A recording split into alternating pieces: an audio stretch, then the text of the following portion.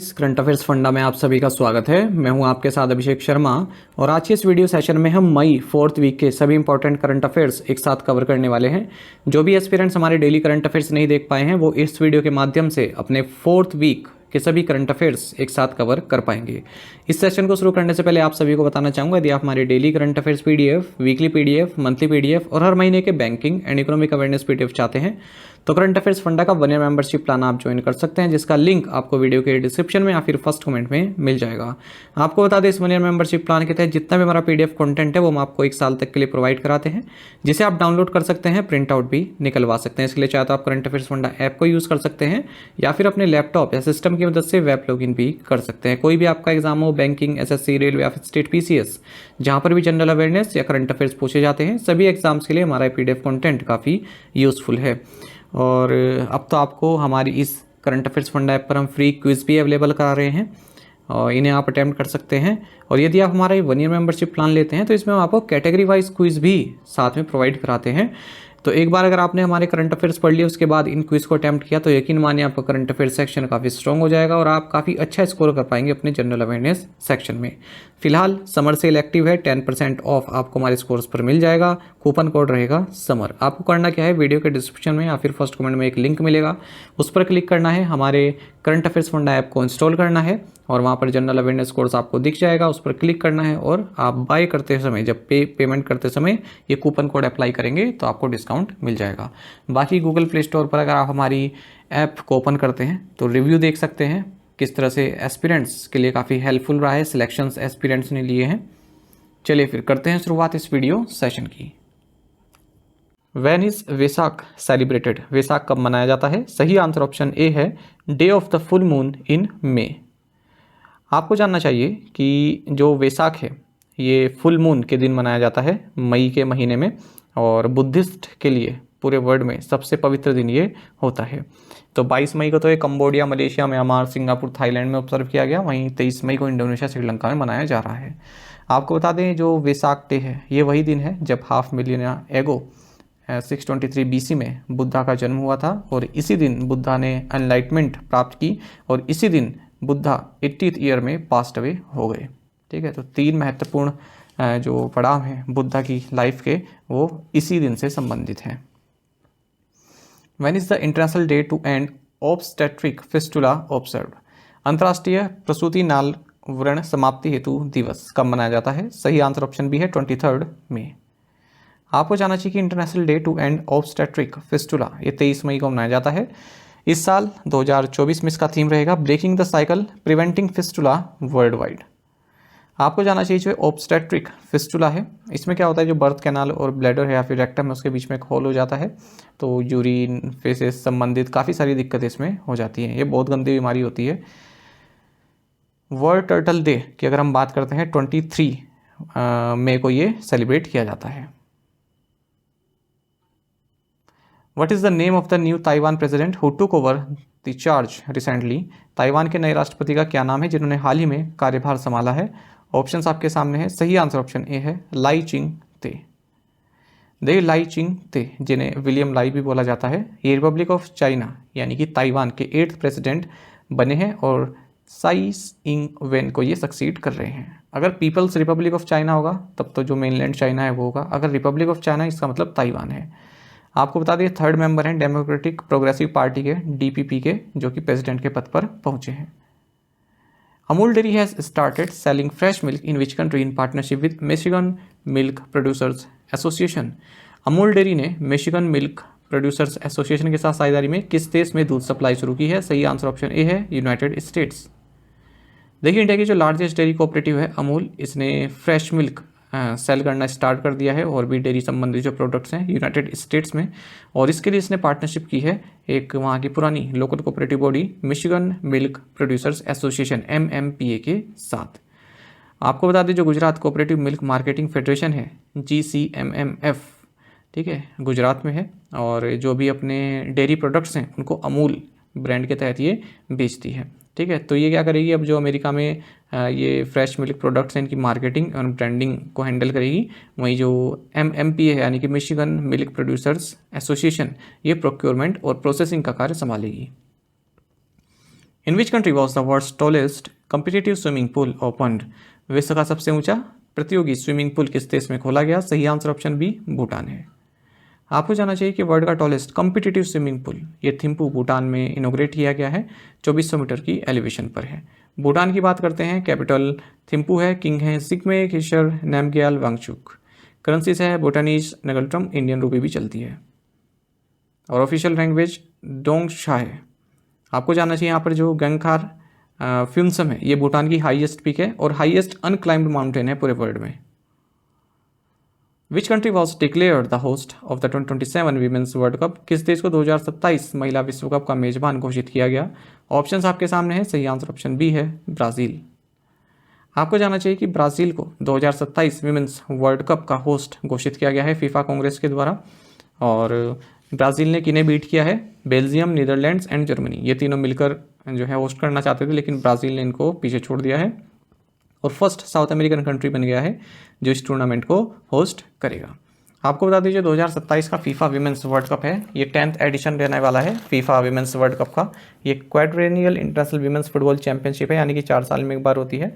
जो भी फीफा के मेंबर सदस्य हैं, ठीक है, उनकी नेशनल टीम्स द्वारा खेला जाता है। Which countries will host the AFC women's Asian cup in 2026 and 2029? 2026 और 2029 में AFC महिला एशियाई कप की मेजबानी कौन से देश करेंगे? सही आंसर ऑप्शन सी है ऑस्ट्रेलिया एंड उज्बेकिस्तान। देखिए ऑस्ट्रेलिया 2026 में और उज्बेकिस्तान 2029 में AFC वीमेंस एशियन कप को होस्ट करेंगे। आपको बता दें जो एशियन फुटबॉल कॉन्फेडरेशन है, ये गवर्निंग बॉडी है एसोसिएशन फुटबॉल, बीच सॉकर और फुटसल की ज़्यादातर कंट्रीज़ में या टेरिटरीज़ में एशिया में। इसकी स्थापना 1954 में हुई थी। 47 मेंबर्स हैं। हेडक्वार्टर्स कुआलालंपुर मलेशिया में है, ये याद रखिएगा। हेडक्वार्टर्स पूछ लेते हैं, खास करके SSC ऐसे एग्जाम में या फिर बैंक में पूछ लेते हैं headquarters. Who top the Forbes list of top 10 highest paid athletes in the world? विश्व में शीर्ष 10 सबसे अधिक भुगतान पाने वाले एथलीटों की फोर्ब्स सूची में कौन शीर्ष पर है? सही आंसर ऑप्शन डी है क्रिस्टियानो रोनाल्डो। देखिए अगर हम बात करते हैं हाईएस्ट पेड एथलीट की पूरे वर्ल्ड में, तो चौथी बार क्रिस्टियानो रोनाल्डो ने ये लिस्ट को टॉप किया है। 260 मिलियन US डॉलर इन्होंने कमाए हैं पिछले 12 महीनों में। अच्छा, अल नसर जो फुटबॉल क्लब है, इसके साथ मिलकर इन्होंने 200 मिलियन US डॉलर जीते हैं इस सीज़न। जीते हैं मतलब कमाए हैं। और अगर हम ऑफ द फील्ड बात करें, जो इंडोर्समेंट आते हैं, एडवर्टीजमेंट आते हैं, जैसे नाइकी, बाइनेंस, हर्बल लाइफ, इन सभी के यहाँ से 60 मिलियन US डॉलर इन्होंने कमाए हैं। तो लगभग 260 मिलियन US डॉलर इन्होंने एक साल में कमाए हैं। रोनाल्डो के बाद दूसरे नंबर पर आते हैं गोल्फर्स जॉन रैम, और उसके बाद फिर फुटबॉलर लायनल मेसी, फिर basketball players LeBron James and Giannis Antetokounmpo. What is the name of the newly discovered super fluffy exoplanet that is 50% larger than Jupiter? नए खोजे गए सुपर फ्लफी एक्सोप्लैनेट का नाम क्या है जो बृहस्पति से 50% बड़ा है? सही आंसर ऑप्शन बी है वास्प 193b।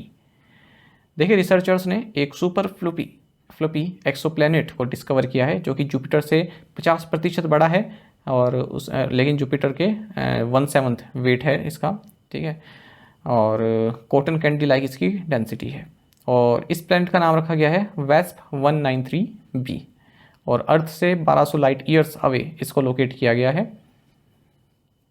आपको बता दें एक्सोप्लैनेट जो है सोलर सिस्टम के आउटसाइड एक्सिस्ट करते हैं, और यूनिवर्स कैसे वर्क करता है ये भी समझने में हमें काफ़ी आइडिया इससे मिलता है एक्सोप्लैनेट से।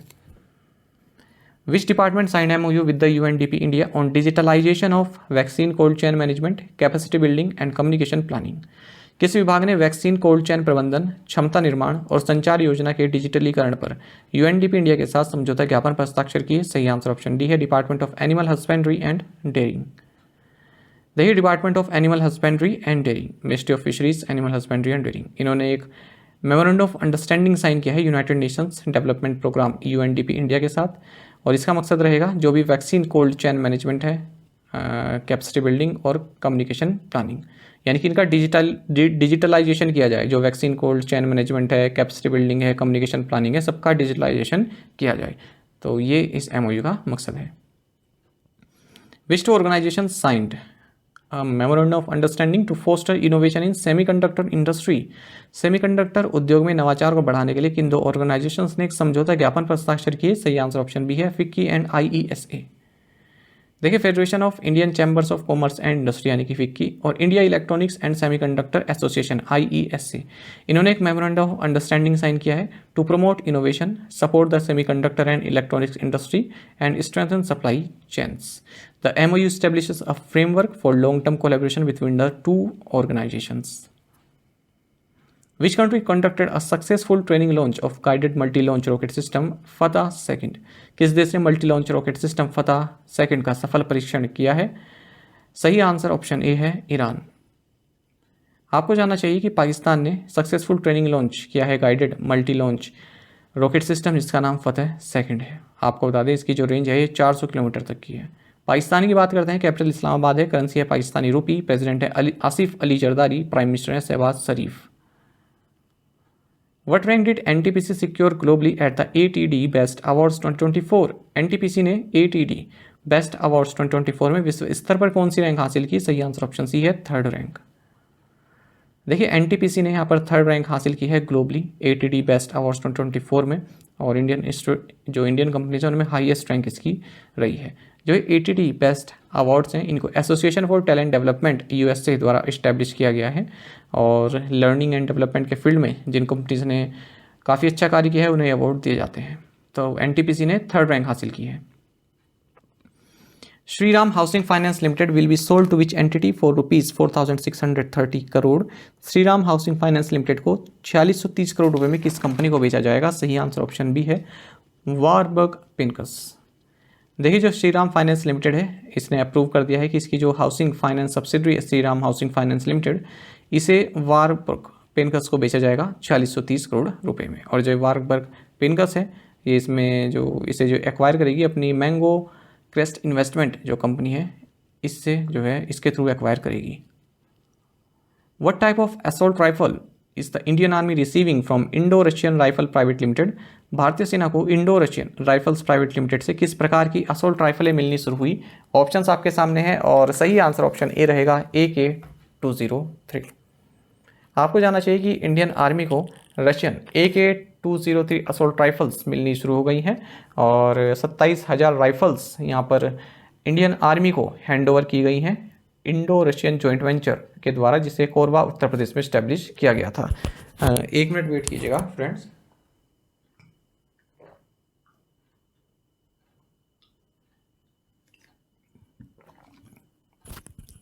देखिए ये 5,000 करोड़ का कॉन्ट्रैक्ट साइन किया गया था जुलाई 2021 में। इसके तहत 6.1 lakh AK-203 assault rifles manufacture की जाएंगी इंडिया में, जिसके लिए टेक्नोलॉजी रशिया से प्राप्त होगी। किसके द्वारा किया जाएगा? ये जो जॉइंट वेंचर है Indo Russian rifles private limited, इसके द्वारा। आपको बता दें जो ये जॉइंट वेंचर इसकी स्थापना 2019 में की गई थी। ऑर्डिनेंस फैक्ट्री बोर्ड, जिसे अब advanced weapons and equipment India limited द्वारा जाना जाता है, और म्यूनिशंस इंडिया लिमिटेड के द्वारा भारत की ओर से। Which of the following statements is not correct regarding travel and tourism development index? यात्रा एवं पर्यटन विकास सूचकांक के संबंध में निम्नलिखित में से कौन सा कथन सही नहीं है?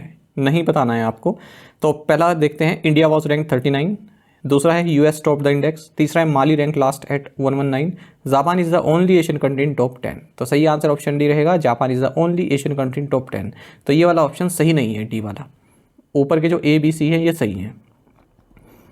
देखिए हाल ही में जो वर्ल्ड इकोनॉमिक फोरम का travel and tourism development index 2024 है ये लॉन्च किया गया है। इसमें इंडिया की जो रैंक है वो 39 है, और इस इंडेक्स को टॉप किया है यूनाइटेड स्टेट्स ने। साउथ एशिया में और लोअर मिडिल इनकम इकोनॉमीज़ में भारत टॉप पर है।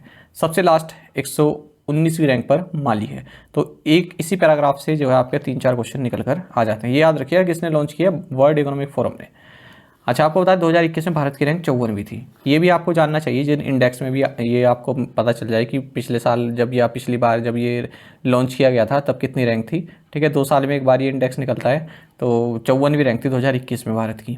US के बाद स्पेन आता है, फिर जापान आता है एशिया से, फिर फ्रांस आता है, फिर ऑस्ट्रेलिया आता है। टॉप 5 हो गए।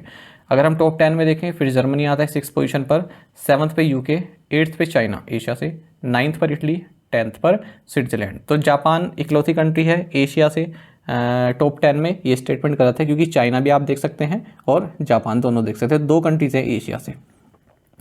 ये इंडेक्स जो प्रिपेयर किया गया है ये यूनिवर्सिटी ऑफ सरे के साथ मिलकर किया गया है और इंडिया को बताया गया है जो highly price competitive 18th rank है, बोस्ट कम्पिटिटिव एयर ट्रांसपोर्ट में 26th है और ग्राउंड एंड पोर्ट इंफ्रास्ट्रक्चर में 25th रैंक भारत की है। मतलब ये सब रैंक इसमें बन जाती हैं फिर। अच्छा, ओवरऑल इस इंडेक्स में जो है 7 स्कोर होता है, मतलब 7 का स्केल होता है। अगर 1 तक है तो वर्स्ट है, अगर 7 जो है बेस्ट माना जाता है। तो भारत कितना है 4.25। द मिडिल ईस्ट, जो मिडिल ईस्ट एरिया है इसमें हाईएस्ट रिकवरी रेट देखा गया है अगर हम इंटरनेशनल टूरिस्ट अराइवल्स की बात करें। और यूरोप, अफ्रीका, अमेरिकास इन्होंने भी स्ट्रॉन्ग रिकवरी दिखाई है। ये एक बाइनियल इंडेक्स यानी कि 2 साल में एक बार लॉन्च किया जाता है और 119 कंट्रीज इसमें रैंक्ड की गई हैं। Who has been appointed as Vietnam's new president? Vietnam का नया राष्ट्रपति किसे नियुक्त किया गया है? ऑप्शंस आपके सामने हैं। सही आंसर ऑप्शन ए है टो लैम। आपको जानना चाहिए कि वियतनाम के top security officer To Lam, इन्हें वियतनाम का नया प्रेसिडेंट नियुक्त किया गया है 18 मई 2024 को। जो लैम है कम्युनिस्ट पार्टी ऑफ वियतनाम से हैं। इन्हें नॉमिनेट किया गया सेंट्रल कमेटी के द्वारा कि ये वियतनाम के 13 प्रेसिडेंट होंगे और इस पोस्ट पर ये वो वैंग थुआंग को सक्सीड कर रहे हैं। वियतनाम के बारे में आपको जानना चाहिए। कैपिटल हनोई है, करेंसी है Vietnamese dong. Who has been re elected as president of the Dominican Republic? Dominican Republic के राष्ट्रपति के रूप में किसे पुनः निर्वाचित किया गया है? ऑप्शंस आपके सामने है। सही आंसर ऑप्शन सी है लुइस एबिनादर। आपको जानना चाहिए कि डोमिनिकन रिपब्लिक के प्रेसिडेंट लुइस एबिनादर, इनको री इलेक्ट किया गया है अनदर 4 ईयर टर्म के लिए। डोमिनिकन रिपब्लिक की बात करते हैं, कैपिटल सेंटो डोमिंगो है, करेंसी है डोमिनिकन पैसो। अच्छा, ये आप देखिए जो आप मैप में देख पा रहे हैं ना, ये पूरा एक मैप देख पा रहे हैं, तो इसमें जो आइलैंड है इसको हिस्पैनियोला आइलैंड बोलते हैं और इस हिस्पैनियोला आइलैंड में 2 कंट्रीज़ हैं। लेफ्ट साइड में आप देख रहे हैं हैती और राइट साइड में देख रहे हैं डोमिनिकन रिपब्लिक। तो ये 2 कंट्रीज़ हैं जो इस पूरे आइलैंड को शेयर करते हैं। ये 19 एस्पिरेंट के लिए है, कुछ PCS वाले भी एस्पिरेंट्स जो हमारे साथ जुड़े हुए हैं, तो इस तरह की जानकारी आपको मालूम होनी चाहिए। Who represented India at Iran president Ebrahim Raisi's funeral? Iran के राष्ट्रपति इब्राहिम राइसी के अंतिम संस्कार में भारत का प्रतिनिधित्व किसने किया? सही आंसर ऑप्शन बी है Jagdeep Dhankhar. Indian vice president Jagdeep Dhankhar ये ईरान के एक्टिंग प्रेसिडेंट मोहम्मद मुखबेर से मिले हैं और अपनी संवेदनाएं प्रकट की। जो ईरान के प्रेसिडेंट हैं इब्राहिम राइसी और फॉरेन मिनिस्टर हुसैन अमीर अब्दुल्लाही के निधन पर हेलीकॉप्टर क्रैश के कारण इनकी मृत्यु हो गई। धनखड़ आपको बता दें इंडियन डेलीगेशन को लीड कर रहे थे इस ऑफिशियल फ्यूनरल सेरेमनी में। When is the international day of markhor celebrated? अंतर्राष्ट्रीय मरखोर दिवस कब मनाया जाता है? सही आंसर ऑप्शन सी है मई 24।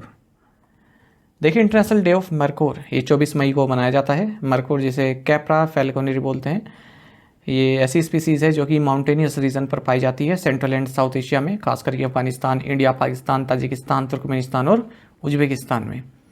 और इनके सर्वाइवल का सबसे बड़ा जो खतरा है वो हैबिटेट लॉस है, इलीगल हंटिंग है, जिसमें पोचिंग आप कह सकते हैं, और क्लाइमेट चेंज भी है। मरखोर को नियर थ्रेटेंड कैटेगराइज किया गया 2014 में और IUCN में फिर थ्रेटेंड स्पीसीज़ की कैटेगरी में रखा गया है। और convention on international trade in endangered species of wild fauna and flora में ये अपेंडिक्स फर्स्ट में शामिल है।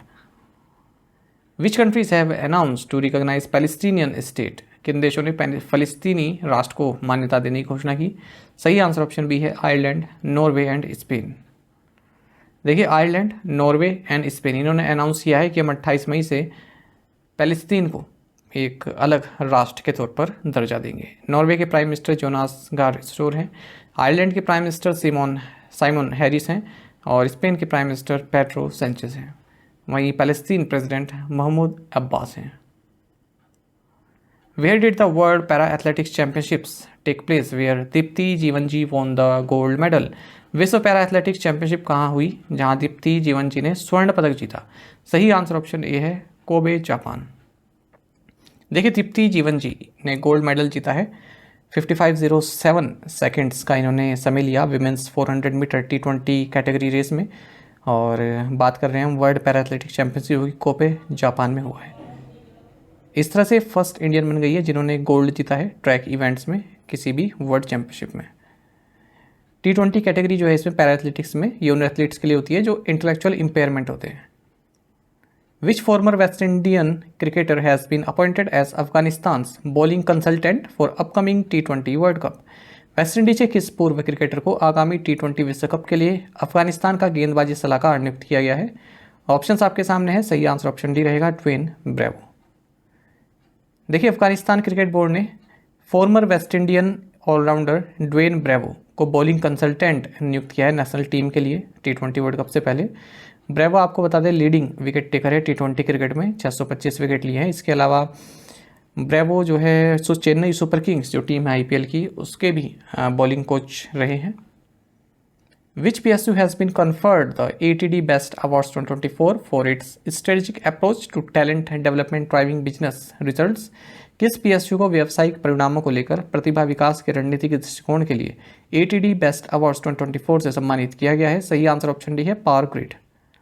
देखिए जो power grid corporation of India limited है, एक महारत्न सेंट्रल पब्लिक सेक्टर एंटरप्राइज है, ministry of power government of India के तहत आती है। इसे ATD बेस्ट अवार्ड 2024 दिया गया है for its strategic approach to talent development driving business results.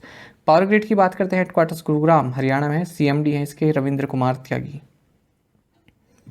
Who has taken the oath of office and secrecy as member of the Central Electricity Regulatory Commission CERC? केंद्रीय विद्युत नियामक आयोग के सदस्य के रूप में किसे नियुक्त किया गया? सही आंसर ऑप्शन सी है रमेश बाबू वी। देखिए रमेश बाबू वी इन्हें मेंबर नियुक्त किया गया है सेंट्रल इलेक्ट्रिसिटी रेगुलेटरी कमीशन का CERC का। आपको बता दें जो CERC है गवर्नमेंट ऑफ इंडिया द्वारा इस्टेब्लिश किया गया था इलेक्ट्रिसिटी रेगुलेटरी कमीशंस एक्ट 1998 के तहत। इसमें चेयरपर्सन होता है और 3 अदर मेंबर्स होते हैं। जिष्णु बरुआ इसके चेयरपर्सन है। DRDO and which IIT have collaborated for artificial intelligence driven surveillance project? DRDO और किस IIT ने कृत्रिम बुद्धिमत्ता संचालित निगरानी परियोजना के लिए एक सहयोग किया है? सही आंसर ऑप्शन डी है IIT भुवनेश्वर।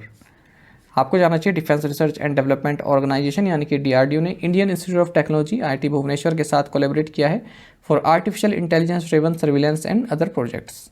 IIT संबंधित एक और आपको करंट अफेयर जानना चाहिए कि Indian institute of technology Madras का जो एनर्जी कंसोर्टियम है और सेल इंडिया इन्होंने पार्टनरशिप की है जिसके तहत Shell IITM centre for energy research को लॉन्च किया जाएगा for research and development in the energy sector. Which agency released water for shared prosperity report? किस एजेंसी ने साझा समृद्धि के लिए जल रिपोर्ट जारी की? सही आंसर ऑप्शन है वर्ल्ड बैंक। आपको जानना चाहिए कि वर्ल्ड बैंक ने water for shared prosperity report release की है 10th वर्ल्ड वाटर फोरम में जो कि बाली इंडोनेशिया में हुआ है। It highlights the global inequalities in water access and recommends pro poor and inclusive interventions to improve water security and boosting shared prosperity. तो water access में जो global inequality है, समृद्ध देशों में वाटर सप्लाई है, ठीक है, और जो पुअर कंट्रीज़ हैं वहाँ पर इतने वाटर के सोर्सेज नहीं हैं। और report emphasizes the widening gap in access to water resources and services with implications for human and economic development worldwide. Which company signed a memorandum of understanding with SIDBI for helicopter financing in India? Bharat में helicopter वित्त पोषण के लिए किस company ने SIDBI के साथ एक समझौता ज्ञापन पर हस्ताक्षर किए? सही आंसर ऑप्शन डी है एयरबस हेलीकॉप्टर्स। एयरबस हेलीकॉप्टर्स और small industries development bank of India इन्होंने एक मेमोरेंडम ऑफ अंडरस्टैंडिंग पर साइन किया है जिसके तहत जो एयरबस के हेलीकॉप्टर्स परचेज करना चाहता है भारत में उन्हें फाइनेंस की सुविधा प्रोवाइड की जाएगी। तो इस MOU के तहत जो एयरबस हेलीकॉप्टर्स है और जो SIDBI है ये दोनों ही मिलकर आइडेंटिफाई करेंगे कौन इन सिविल हेलीकॉप्टर ऑपरेटर्स को बाय कर सकता है, कौन इनमें इंटरेस्टेड है, और उनको फाइनेंस की सुविधा प्रोवाइड कराएंगे। एयरबस तो टेक्निकल और हेलीकॉप्टर इंडस्ट्री नॉलेज प्रोवाइड कराएगा, वहीं SIDBI इनके लिए फाइनेंस की सुविधा देगा। SIDBI की बात करते हैं, chairman and managing director Subrahmanyam Raman है, हेडक्वार्टर्स लखनऊ उत्तर प्रदेश में है, इस्टेब्लिशमेंट इसकी हुई थी अप्रैल 1990 में। What is the expected GDP growth rate for India in Q4 of physical year 2023-24 according to ICRA? ICRA के अनुसार Q4 फिजिकल 2023-24 में भारत की अपेक्षित GDP वृद्धि दर क्या है? सही आंसर ऑप्शन बी है 6.7%।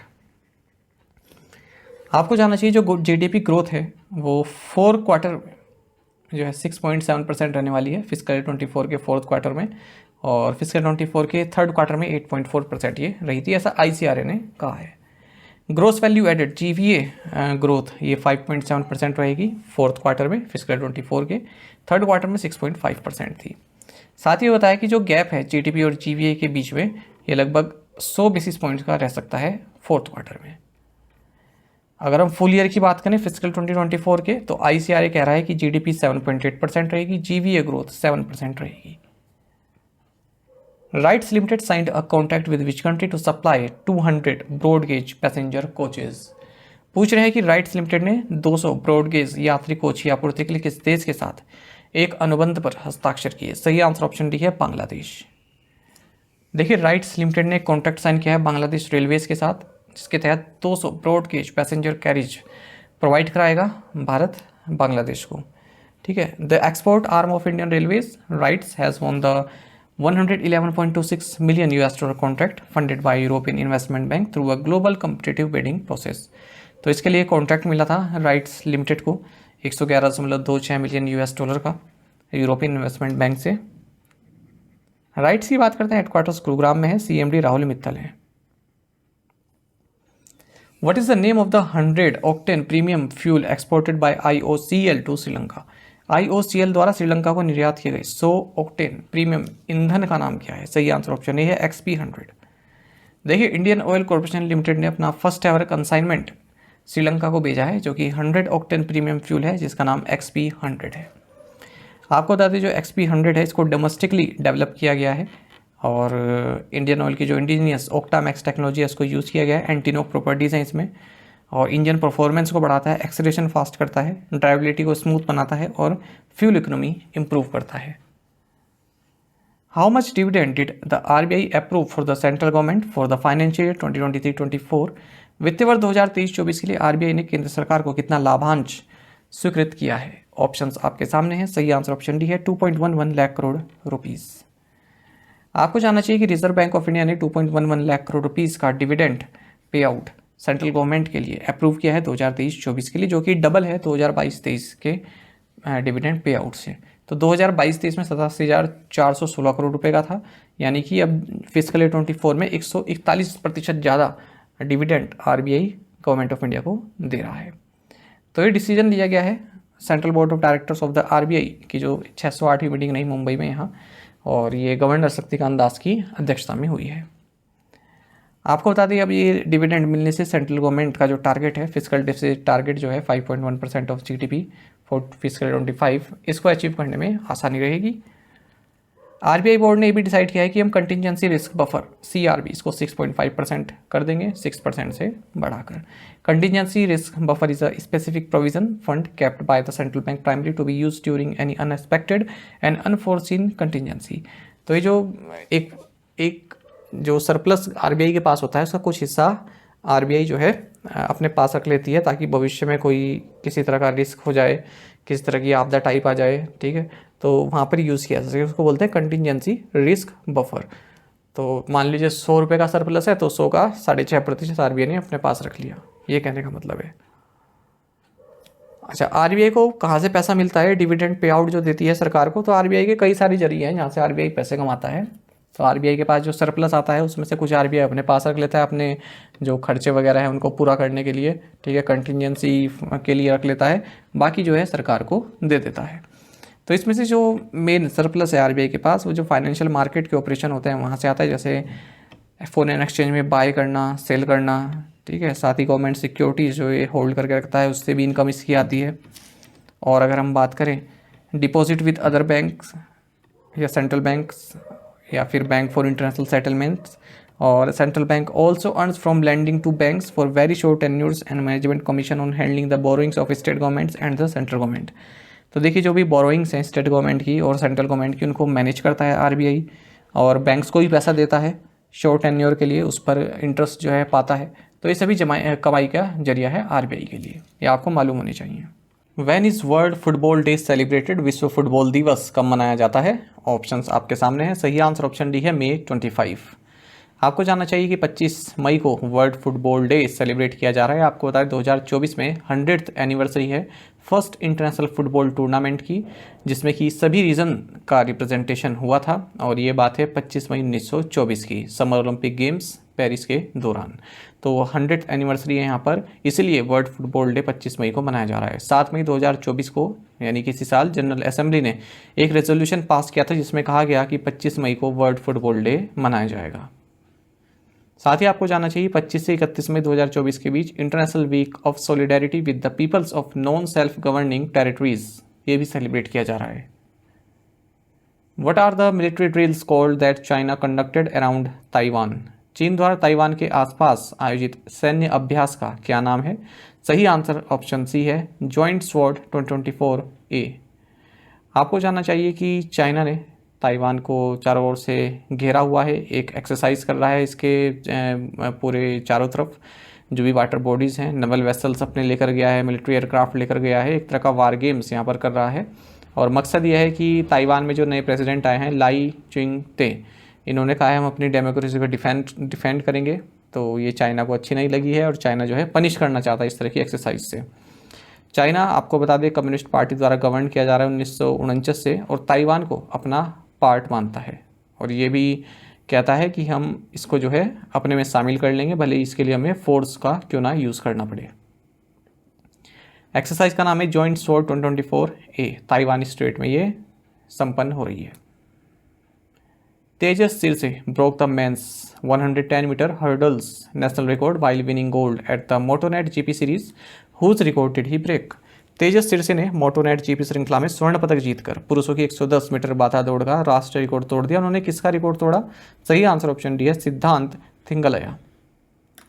देखिए तेजस सिरसे, इन्होंने जायवस्किला फिनलैंड में आयोजित वर्ल्ड एथलेटिक्स कॉन्टिनेंटल टूर जिसका नाम मोटोनेट जीपी है, यहाँ मेंस 110 मीटर हर्डल्स हमें जो है 13.41 सेकंड का टाइम निकाला है और नेशनल रिकॉर्ड तोड़ दिया है।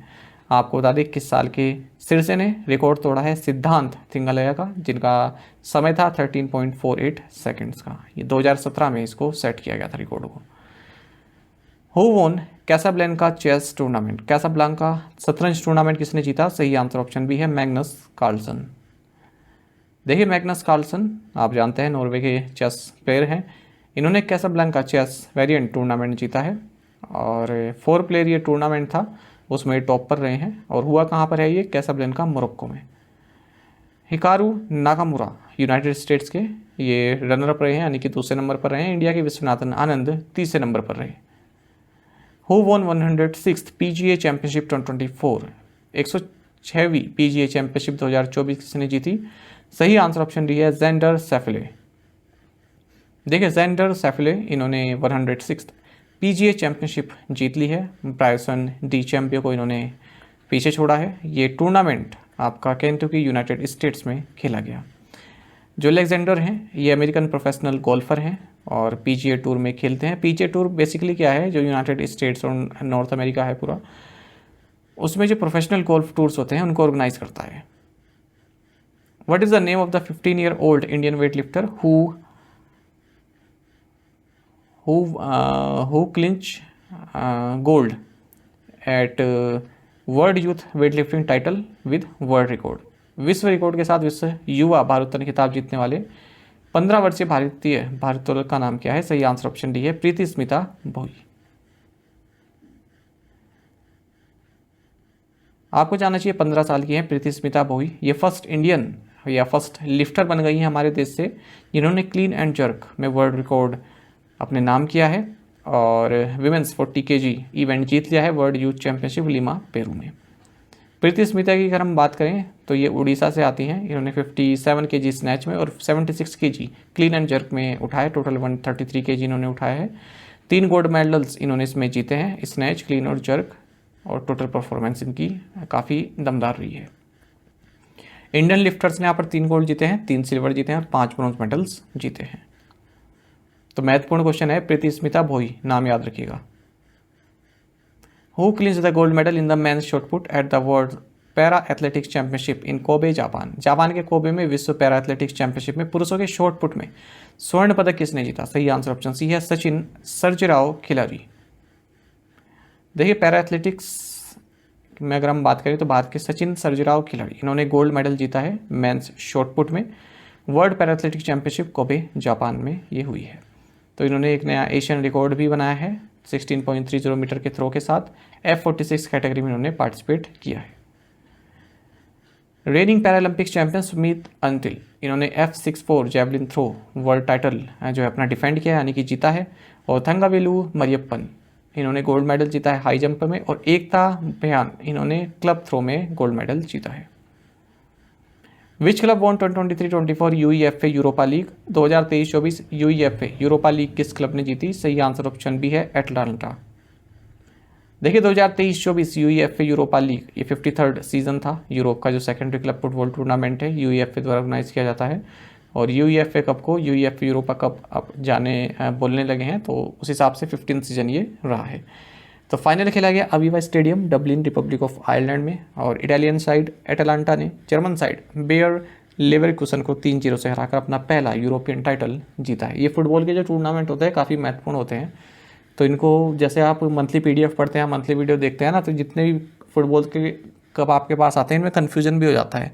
ठीक है, यदि आप फुटबॉल देखते हैं तब तो आपको याद रहता है, यदि आप फुटबॉल के फॉलोवर नहीं हैं तो एक जगह पर इनको नोट करते चला करें। जैसे 6 महीने के नोट कर लिए, 8 महीने के नोट कर लिए, जितने भी फुटबॉल इवेंट्स जिसने जीते। At what age Kamya Karthikeyan became India's youngest mountaineer to scale Mount Everest from the Nepal side? Kamya Karthikeyan किस उम्र में नेपाल की ओर से माउंट एवरेस्ट पर चढ़ने वाली भारत की सबसे कम उम्र की पर्वतारोही बन गई? सही आंसर ऑप्शन डी है 16 ईयर्स। देखिए 16 साल की काम्या कार्तिकेयन ये इंडिया की यंगेस्ट और वर्ल्ड की सेकंड यंगेस्ट बन गई हैं जिन्होंने माउंट एवरेस्ट पर फतेह हासिल की है नेपाल साइड से चढ़ी हैं। आपको बता दें इन्होंने जो है अब तक जितने भी 7 कॉन्टिनेंट्स की हाईएस्ट पीक है उनको जो है कंप्लीट कर लिया है, उन्हें असेंड किया है। और अब इनका एम है माउंट विंसेंट मैसिव जो कि अंटार्कटिका में है उसको इस दिसंबर में पूरा करना। और यदि वो कंप्लीट कर लेती हैं तो ये यंगेस्ट गर्ल बन जाएंगी। हाल ही में अरुणाचल प्रदेश के काबाक यानो, अरुणाचल प्रदेश की हैं काबाक यानो, ये भी माउंट एवरेस्ट पर चढ़ी हैं और राज्य से 5th महिला बन गई हैं, 5th वुमेन बन गई हैं जिन्होंने इस तरह कीर्तिमान हासिल किया है। साथ ही फर्स्ट वुमेन है नीसी ट्राइब से जिन्होंने ऐसा कारनामा करके दिखाया है। साथ ही पाकिस्तानी माउंटेनियर सिरबाज खान ने हाल ही में माउंट एवरेस्ट पर चढ़ाई की है without oxygen. The RBI has imposed a monetary penalty of what amount on Noida commercial cooperative bank limited Ghaziabad Uttar Pradesh? RBI ने Noida commercial cooperative bank limited Ghaziabad Uttar Pradesh पर कितनी राशि का मौद्रिक जुर्माना लगाया है? सही आंसर ऑप्शन सी है 2.5 लाख रुपये। देखिए रिजर्व बैंक ऑफ इंडिया ने 2.5 लाख रुपये का मॉनेटरी पेनल्टी लगाई है Noida commercial cooperative bank limited Ghaziabad Uttar Pradesh पर for non compliance with the directions issued by RBI on loans and advances to directors their relatives and firms concern in which they are interested and master circular on frauds classification and reporting. RBI ने monetary penalty लगाई है 2 लाख रुपये की Bhadohi urban cooperative bank limited Bhadohi Uttar Pradesh पर for contravention of the provisions of section 26A2 read with section 56 of the banking regulation act 1949। RBI ने monetary penalty लगाई है 7 लाख रुपए की अर्बन कोऑपरेटिव बैंक लिमिटेड बुदाऊं पर। ठीक है, इसके रीज़न भी आप देख सकते हैं। When did the BIMSTEC charter come into force? BIMSTEC charter कब लागू हुआ? सही आंसर ऑप्शन डी है 20 मई 2024।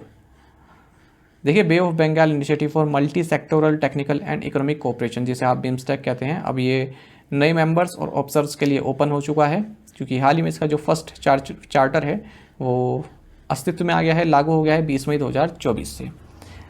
आपको बता दें ये जो चार्टर है ये अब लागू हो गया है, इसको अडॉप्ट किया गया है 5th summit of BIMSTEC leaders के दौरान और अब इसे लीगल पर्सनैलिटी का दर्जा भी मिल गया है। ठीक है, अब जो भी अलग अलग ग्रुपिंग्स हैं जैसे ब्रिक्स है या फिर और कोई ग्रुपिंग है या और कंट्रीज़ हैं उनके साथ भी अब ये डील कर सकता है, डिप्लोमेटिक डायलॉग कर सकता है। आपको बता दें BIMSTEC की स्थापना वैसे तो 1997 में हुई थी, लेकिन इतने लंबे समय से अब तक इसके जो मेंबर स्टेट्स हैं बांग्लादेश, भूटान, श्रीलंका, नेपाल, थाईलैंड, म्यांमार और इंडिया जो 7 मेंबर स्टेट हैं, इनमें कोई कंसेंसस नहीं बन पा रही थी, सहमति नहीं बन पा रही थी कि कॉमन चार्टर क्या होना चाहिए, हमारा विज़न क्या होना चाहिए। और इसके लिए फिर ये 30 मार्च 2022 को श्रीलंका की चेयरशिप के दौरान मिले, बैठक की, चार्टर को एडॉप्ट किया। ठीक है, उसके बाद फिर BIMSTEC की जो चेयर है वो थाईलैंड के पास चली गई 5th लीडर समिट के बाद, और लास्ट मंथ नेपाल की पार्लियामेंट ने BIMSTEC चार्टर को रेटिफाई किया। इसी के साथ सब मेंबर द्वारा रेटिफाई हो गया और ये 20 मई 2024 को अब अस्तित्व में आ गया है। परमानेंट सेक्रेटेरिएट जो BIMSTEC का है ये ढाका बांग्लादेश में है। 14 मेन सेक्टर्स हैं जहाँ पर BIMSTEC technologically and economically cooperation करना चाहता है। Which two companies launch the cloud based Webex calling for enterprises in India? किन दो कंपनियों ने भारत में उद्यमों के लिए क्लाउड आधारित वेब एक्स कॉलिंग लॉन्च की? सही आंसर ऑप्शन डी है टाटा कम्युनिकेशंस एंड सिस्को।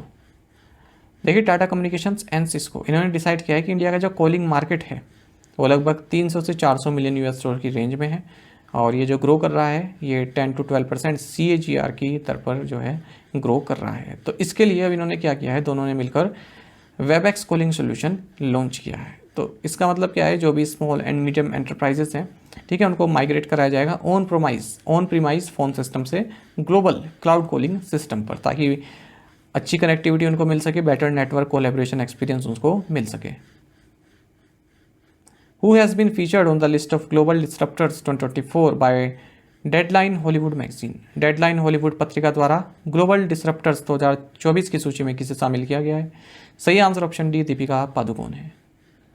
देखिए दीपिका पादुकोण को ग्लोबल डिसरप्टर्स 2024 की सूची में शामिल किया गया है डेडलाइन हॉलीवुड मैगजीन के द्वारा। इकलौती इंडियन है जो इसमें शामिल हुई हैं।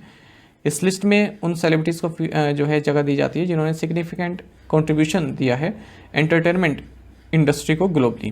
दीपिका को इसमें इंट्रोड्यूस किया गया है as India surprise superstar who is on a mission to break boundaries and taboos. Which leading ride hailing app has been granted an aggregator license by the government of Delhi to operate buses under the Delhi Premium Bus Scheme? Delhi premium बस योजना के तहत बसें संचालित करने के लिए दिल्ली सरकार द्वारा किस राइड हेलिंग ऐप को एग्रीगेटर लाइसेंस प्रदान किया गया है? सही आंसर ऑप्शन डी है ऊबर। देखिए जो ऊबर है इंडिया की लीडिंग राइड हेलिंग ऐप, इसे एग्रीगेटेड लाइसेंस प्राप्त हुआ है transport department government of Delhi के द्वारा, जिसके तहत अब ये दिल्ली प्रीमियम बस स्कीम के तहत ऑपरेट कर सकती है। तो दिल्ली इस तरह से फर्स्ट स्टेट बन गया है, स्टेट या यूटी आप कह सकते हैं, स्टेट को यहाँ पर ब्रॉड सेंस में लिया गया है, जिसने बस ऑपरेशंस को लाइसेंस दिया है। और ऊबर इस तरह से फर्स्ट एग्रीगेटर बन गई है जिसे लाइसेंस मिला है दिल्ली प्रीमियम बस स्कीम के तहत। जैसे आप कैब बुक करते हैं ना, ऐसे ही आप अपनी बस भी बुक कर पाएंगे रोज़मर्रा की ज़िंदगी वाली, ठीक है, रोज़मर्रा जो आप काम पे जाते हैं उसके लिए बसेस जो ऊबर चलाएगा उनको आप बुक कर पाएंगे, अपनी सीट वगैरह बुक कर पाएंगे उसमें, ठीक है, भले जितने भी डिस्टेंस में आपको जाना है। Who received the first stamp released commemorating the completion of 200 years of Indian origin Tamils in Sri Lanka? Sri Lanka में भारतीय मूल के तमिलों के 200 वर्ष पूरे होने के उपलक्ष्य में जारी किया गया पहला डाक टिकट किसने प्राप्त किया? सही आंसर ऑप्शन सी है श्री श्री रविशंकर। देखिए जो इंडियन स्पिरिचुअल गुरु हैं श्री श्री रविशंकर, इन्होंने फर्स्ट स्टाम्प रिसीव किया है श्रीलंका में। जो इंडियन ओरिजिन तमिल्स हैं उनके 200 साल पूरे होने के मौके पर ये स्टाम्प जारी किए गए हैं। आपको बता दीजिए जो इंडियन तमिल्स हैं श्रीलंका में, ठीक है, इन्हें मलयागा तमिलियर बोलते हैं या फिर हिल कंट्री तमिल्स भी बोलते हैं, अप कंट्री तमिल्स भी बोलते हैं, या सिंपली इंडियन तमिल्स भी बोलते हैं। तो 19 से 20 सेंचुरी के बीच में श्रीलंका में भेजे गए थे ये साउथ जो हमारा सदर्न इंडिया है, यहाँ से कॉफ़ी टी रबर प्लांटेशंस में काम करने के लिए। तो वहीं रहते हैं इंडियन तमिल्स इनको बोलते हैं। एक श्रीलंकन तमिल्स हैं, एक इंडियन तमिल्स हैं। What is the nickname given to the COVID variants KP.1 and KP.2 by scientists? वैज्ञानिकों द्वारा कोविड वेरिएंट KP.1 और KP.2 को क्या उपनाम दिया गया है? सही आंसर ऑप्शन ए है फ्लड। देखिए इंडिया में अब तक 324 केसेस कोविड-19 के रिकॉर्ड किए जा चुके हैं, जिसमें 290 केस KP.2 के हैं और 34 केसेस KP.1 के हैं। ये दोनों ही सब वेरिएंट्स हैं JN.1 के, जो कि ओमिक्रॉन वेरिएंट का ये हिस्सा है। और सिंगापुर में तो काफ़ी केसेस इसकी वजह से बढ़ रहे हैं JN.1 के कारण, ठीक है। तो ये जो KP.2 है इसको वेरिएंट अंडर मॉनिटरिंग भी WHO द्वारा घोषित किया गया है। और जो साइंटिस्ट हैं उन्होंने KP.1 और KP.2 को निकनेम दिया है flirt, FLIRT flirt. Which country has become the 99th member of the international solar alliance? कौन सा देश अंतर्राष्ट्रीय सौर गठबंधन का 99वां सदस्य बन गया है? ऑप्शंस आपके सामने है। सही आंसर ऑप्शन ए है स्पेन। आपको जानना चाहिए स्पेन इंटरनेशनल सोलर अलायंस यानी कि ISA इसका 99th मेंबर बन गया है। आप सभी जानते हैं इंटरनेशनल सोलर अलायंस ISA इसकी शुरुआत हुई थी जो सोलर एनर्जी है, ठीक है, उसको हार्नेस करने के लिए अलग अलग देश जो भी इसके मेंबर कंट्रीज़ हैं वहाँ पर सोलर संबंधी टेक्नोलॉजीज़ यूज़ की जाएं। और इसकी शुरुआत 2015 में पेरिस में आयोजित United Nations framework convention of climate change का जो 21st कॉन्फ्रेंस ऑफ पार्टीज था, COP21 जिसे बोलते हैं, इस दौरान भारत और फ्रांस के द्वारा की गई थी। तो अब इसका 99वां सदस्य बन गया है स्पेन। स्पेन के बारे में आप जानते ही हैं, कैपिटल मैड्रिड है और करेंसी यूरो है। What is the title of the book that won the International Booker Prize for Fiction? किस पुस्तक ने कथा साहित्य के लिए अंतर्राष्ट्रीय बुकर पुरस्कार जीता? ऑप्शंस आपके सामने है। सही आंसर ऑप्शन ए है, कैरोज। आपको जानना चाहिए कि जर्मन ऑथर जेनी एर्पेनबेक और ट्रांसलेटर माइकल हॉफमैन, इन्होंने international Booker prize for fiction जीत लिया है कैरोज के लिए, जो कि एक लव अफेयर से संबंधित स्टोरी है और जब ईस्ट जर्मनी हुआ करता था उस वक्त की ये कहानी है। और इस अवार्ड में 50,000 पाउंड्स की प्राइज मनी मिली है, जो कि ऑथर और ट्रांसलेटर के बीच में डिवाइड की जाती है। आपको जानना चाहिए इंटरनेशनल बुकर प्राइज हर साल दिया जाता है, और एक और होता है Booker prize for English language fiction, ठीक है, वो अलग है और ये अलग है इंटरनेशनल बुकर प्राइज। तो जो Booker prize for English language fiction है वो भी अब कुछ टाइम बाद दिया जाएगा। ऑटोम जो आता है उस सीज़न में दिया जाता है, यानी कि गर्मी के बाद और सर्दी से पहले का जो सीज़न होता है उस वक्त ये दिया जाता है। What percentage equity stake has HSBC acquired in CCIL IFSC Limited? HSBC ने CCIL IFSC लिमिटेड में कितनी प्रतिशत इक्विटी हिस्सेदारी हासिल की है? ऑप्शंस आपके सामने हैं। सही आंसर ऑप्शन बी है 6.125%। आपको जानना चाहिए कि HSBC जो कि एक leading global bank and financial services company है, इन्होंने अपनी जो गिफ्ट सिटी में ब्रांच है उसके थ्रू CCIL IFSC लिमिटेड में 6.125% इक्विटी स्टेक हासिल कर लिए हैं और वैल्यू रही 6.125 करोड़ रुपीस की, ये जो ट्रांजैक्शन वैल्यू रही। आपको बता दें जो clearing corporation of India limited है CCIL, ये इस CCIL IFSC लिमिटेड की प्रमोटर है और 57.125% स्टेक इसमें इसके होने वाले हैं CCIL के। आपको बता दें CCIL IFSC इसकी ऑथोराइज्ड कैपिटल 200 करोड़ रुपीज़ है और paid up capital 100 crore rupees है। What does Saga Dawa festival commemorate? Saga Dawa उत्सव किस घटना से संबंधित है? ऑप्शंस देखते हैं। Birth of Buddha, passing away of Buddha, enlightenment of Buddha या फिर ऑल ऑफ दी अबव। सही आंसर ऑप्शन डी रहेगा, ऑल ऑफ दी अबव। आपको जानना चाहिए कि जो नदर्न बुद्धिस्ट कैलेंडर है उसका जो 4th मंथ होता है उसमें जो 15th डे होता है उस दिन सागादावा फेस्टिवल मनाया जाता है और इस बार ये 23 मई को मनाया गया। सिक्किम में खास करके ये सेलिब्रेट किया जाता है। सागादावा जो है मोस्ट सेक्रेड बुद्धिस्ट फेस्टिवल है जो कमेमोरेट करता है, जो स्मरण करता है बुद्धा के बर्थ को, बुद्धा द्वारा प्राप्त किए गए एनलाइटमेंट को और बुद्धा के महापरिनिर्वाण यानी कि पासिंग अवे को, और इसको ट्रिपल ब्लेस्ड ओकेजन भी बोलते हैं। What is the name of the new mobility scheme for Indian graduates and early career professionals announced by Australia? Australia द्वारा भारतीय स्नातकों और प्रारंभिक कैरियर पेशेवरों के लिए घोषित नई गतिशीलता योजना का नाम क्या है? सही आंसर ऑप्शन डी है, mobility arrangement for talented early professionals scheme MATES. आपको जानना चाहिए कि ऑस्ट्रेलियन फेडरल बजट डॉक्यूमेंट ने अनाउंस कर दिया है कि जो mobility arrangement for talented early professionals scheme यानी कि मेट्स जो है इंडियन नेशनल्स के लिए, इसकी स्टार्ट डेट क्या होने वाली है? तो इसकी स्टार्ट डेट होगी 1 नवंबर और लगभग 3000 इंडियन ग्रेजुएट्स और अर्ली कैरियर प्रोफेशनल्स जो हैं उनके लिए एक मोबिलिटी पाथवे ये प्रोवाइड कराएगी। मोबिलिटी पाथवे यानी कि आने जाने की सुविधा जो होती है या रहने की सुविधा, इस मेट्स स्कीम के तहत जो भी इंडियन ग्रेजुएट्स हैं या फिर अर्ली कैरियर प्रोफेशनल्स हैं 18 से 30 साल के और जो पढ़ाई कर रहे हैं या फिर कोई जॉब कर रहे हैं, ठीक है, तो उनको एक टेम्प्रेरी मोबिलिटी पाथवे दिया जा रहा है ऑस्ट्रेलिया में 2 साल के लिए, यानी कि रह सकते हैं, कार्य कर सकते हैं 2 साल के लिए। उनकी एक इस तरह की स्कीम बनाई जा रही है, ठीक है, ताकि उनको किसी भी प्रकार के अलग अलग परमिशन की जरूरत ना पड़े। Which Indian state unveiled the DRIMS platform for disaster management? किस भारतीय राज्य ने आपदा प्रबंधन के लिए DRIMS प्लेटफॉर्म का अनावरण किया? ऑप्शंस आपके सामने हैं। सही आंसर ऑप्शन बी असम है। आपको जानना चाहिए कि असम गवर्नमेंट ने एक ऑनलाइन प्लेटफॉर्म लॉन्च किया है जिसके तहत जो भी डैमेजेस हुए हैं नेचुरल डिजास्टर्स के कारण उनको रिपोर्ट किया जा सकता है। तो इसका नाम है disaster reporting and information management system DRIMS। इस प्लेटफॉर्म को इनोग्रेट किया गया असम के चीफ सेक्रेटरी रवि कोटा द्वारा गुवाहाटी में। आपको जाना चाहिए ये जो DRIMS है ये एक state of the art initiative है Assam state disaster management authority का, जिसके तहत जो भी डैमेजेस कॉज हुई हैं डिजास्टर के कारण उनको एक्यूरेटली रिपोर्टिंग और उनका असेसमेंट किया जा सकता है। This platform has been developed in collaboration with UNICEF, ये महत्वपूर्ण फैक्ट है, यूनिसेफ के साथ मिलकर इस प्लेटफॉर्म को बनाया गया है। Tata Motors has partnered with which NBFC to enhance dealer financing options? Tata Motors ने डीलर वित्त पोषण विकल्पों को बढ़ाने के लिए किस NBFC के साथ साझेदारी की है? सही आंसर ऑप्शन ए बजाज फाइनेंस।